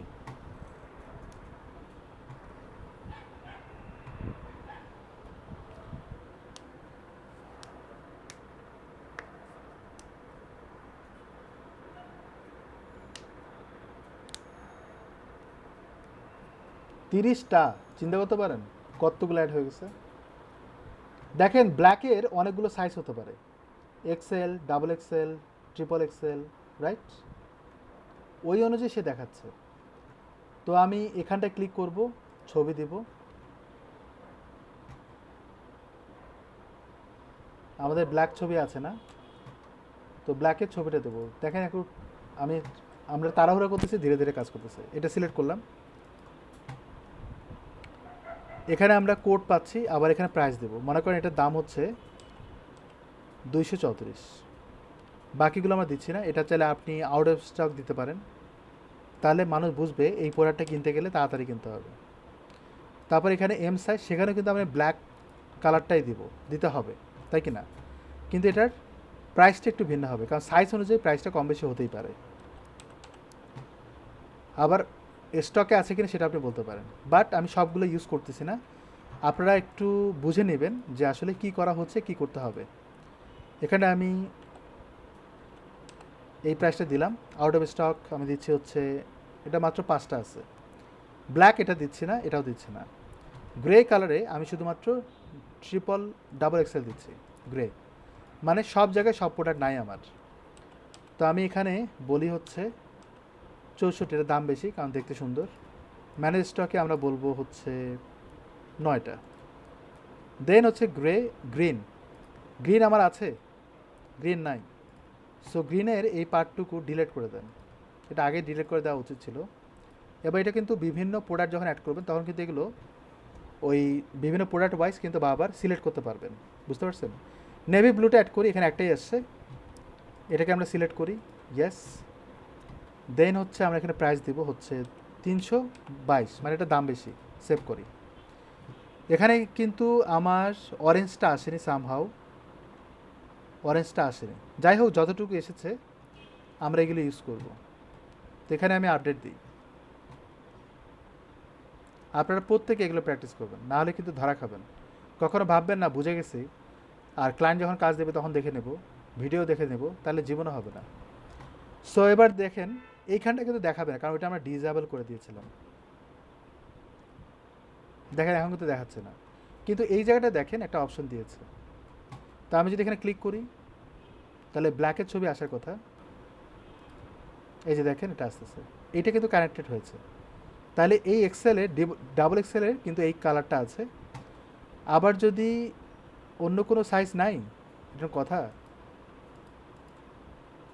কী ব্যাপার, অন্য কোনো সাইজ দেখাচ্ছে না কেন? এগুলো তো ডিসেবল হয়েছে। ক্লিক করেন, এখানে ক্লিক করলাম, এই সাইজে শুধুমাত্র এটাই আছে, বুঝতে পারছেন? এবং স্মলও আছে, আবার এটাও আছে। তারপরে এল সাইজের আবার এটাও আছে, ক্লিক করেন, তখন এল সাইজে শুধুমাত্র এই সাইজটা সেটা দেখাবে। আবার এল সাইজে আবার এই ব্ল্যাকটা আছে সেটাও দেখাবে। আবার ব্ল্যাকের আবার অনেকগুলো সাইজ আছে সেটা দেখাবে, মানে পুরোটাই অল্টারনেটিভলি দেখাতেই থাকবে, বুঝতে পারছেন? এবং এই সাইজের কোনো ইমেজই নাই। ক্লিয়ার সবার? বাকিগুলো তো আমরা অ্যাড করিনি। এবং যখন আপনি দেখবেন প্রোডাক্টটা তখন আপনার প্রাইসটা এরকম দেখাবে। এই জায়গাটা লক্ষ্য করবেন, যখন আমি এখানে ক্লিক করি এবার এটা সিলেক্ট করি তখন প্রাইসটা 234 হয়। এখানে সিলেক্ট করেন প্রাইসটা চেঞ্জ এবং দেখেন স্টক কতগুলো সেটা দেখায়, 5টা স্টক সেটা দেখায়। আবার এলে গেলে 34টা, এখানে ক্লিক করেন price change. Is that clear? And আপনি যদি শপ পেজে যান আপনাকে প্রাইসটা কিন্তু ফিক্সড করে বলবে না, তারা বলবে যে এত থেকে এত, এবং সেল প্রাইস কিন্তু ট্যাগটা উঠায় ফেলা হয়েছে, কারণ আমরা কিন্তু কোথাও ডিসকাউন্ট দেয়নি। ডিসকাউন্ট মিনস আপনি কিন্তু ক্যাটাগরি ওয়াইজ ডিসকাউন্ট দিতে পারেন। যেমন ভেরিয়েশনসে যাই, যেমন এই ব্ল্যাকের দাম হচ্ছে 334, চাইলে আপনি বলতে পারেন 211, তাহলে আপনার সেল প্রাইস হয়তো দেখাবে। লোডিং হয়ে যাক।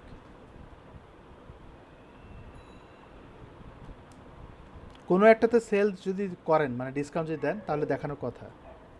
আবার এগুলো কিন্তু ভেরি করে থিমের উপরে ভেরি করে।